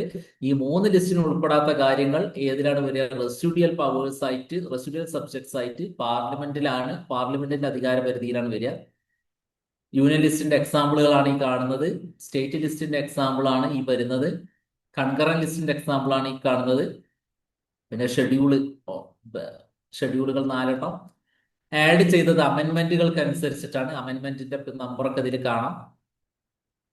പിന്നെ അമെന്റ്മെന്റ് തന്നെ മൂന്ന് രീതിയിൽ ചെയ്യാം. സിമ്പിൾ മെജോറിറ്റി മതി ചില അമെന്റ്മെന്റ്. ചില അമെന്റ്മെന്റിന് സ്പെഷ്യൽ മെജോറിറ്റി തന്നെ വേണം. ചില അമെന്റ്മെന്റിന് special majority with state ratification വേണം. പകുതിയോളം സംസ്ഥാനങ്ങൾ അംഗീകരിക്കും വേണം. പകുതിയോളം സംസ്ഥാനങ്ങൾ അത് പാസ്സാക്കണം. അപ്പോഴേ അത് നിയമമായി മാറുള്ളൂ. പിന്നെ അമെന്റ്മെന്റ്, പ്രധാനപ്പെട്ട അമെന്റ്മെന്റുകളെ പറ്റി പറഞ്ഞു. 42ാമത്തെ അമെന്റ്മെന്റ് ഒരു പ്രധാനപ്പെട്ടതാണ്. മിനി കോൺസ്റ്റിറ്റ്യൂഷൻ ആണ്. പ്രിയാമ്പിളിൽ പോലും മാറ്റം വന്നിട്ടുണ്ടത്. അത് ഞാൻ കാണിച്ച പ്രിയാമ്പിൾ തന്നെ എഴുതിയിട്ടുണ്ട് അതില്. പിന്നെ വന്നു കഴിഞ്ഞാൽ 100 മുതലുള്ള അമെന്റ്മെന്റ് ഒപ്പം നോക്കുക. 100ാമത്തത് 101 GST ആണ്. 103 10% മുന്നോക്കത്തിലെ പിന്നോക്കക്കാർക്കുള്ള സംവരണം. 106 1/3 വനിതകൾക്കുള്ള സംവരണമാണ്. ഇങ്ങനെ ഭരണഘടനയിൽ വന്ന ഭേദഗതികളാണ് ഈ പറയുന്നതൊക്കെ. അപ്പോൾ ഇന്നത്തെ ക്ലാസ് നിങ്ങൾക്ക് ഉപകാരപ്രദമായിട്ടുണ്ടെന്ന് വിചാരിക്കുന്നു. ഇനി ഇതിലെ ഓരോ വിഷയങ്ങളും ഓരോന്നും ഓരോ ക്ലാസ് ആയിട്ട് എടുക്കാൻ മാത്രമുള്ള ഡീപ്പായിട്ടുള്ളതാണ്. അത് നമുക്ക് എടുക്കാം, ഓരോന്നായിട്ട് നമുക്ക് ചെയ്യാം. ഇത് 42ാം ഭേദഗതിയിൽ വരുന്ന മാറ്റങ്ങളാണ്. പ്രിയാമ്പിളിലും അതേപോലെ സ്റ്റേറ്റ് ലിസ്റ്റിനെ കൺകറന്റ് ലിസ്റ്റിലേക്ക് മാറ്റുകയും ഫണ്ടമെന്റൽ ഡ്യൂട്ടീസിനെ ആഡ് ചെയ്തു. ഡയറക്റ്റീവ് പ്രിൻസിപ്പിൾസിന് പാർലമെന്റിന്റെ ഇതിലൊക്കെ മാറ്റങ്ങൾ വരുത്തി. പിന്നെ ജുഡീഷ്യൽ പവറിൽ അങ്ങനെയൊക്കെ മാറ്റം വരുത്തിയോണ്ടാണ് അതിനെ മിനി കോൺസ്റ്റിറ്റ്യൂഷൻ എന്ന് വിളിക്കുന്നത്. ഓക്കെ, എല്ലാവർക്കും ക്ലാസ് ഉപകാരപ്പെട്ടെന്ന് കരുതുന്നു. Okay, thank you. നിർത്തുന്നു.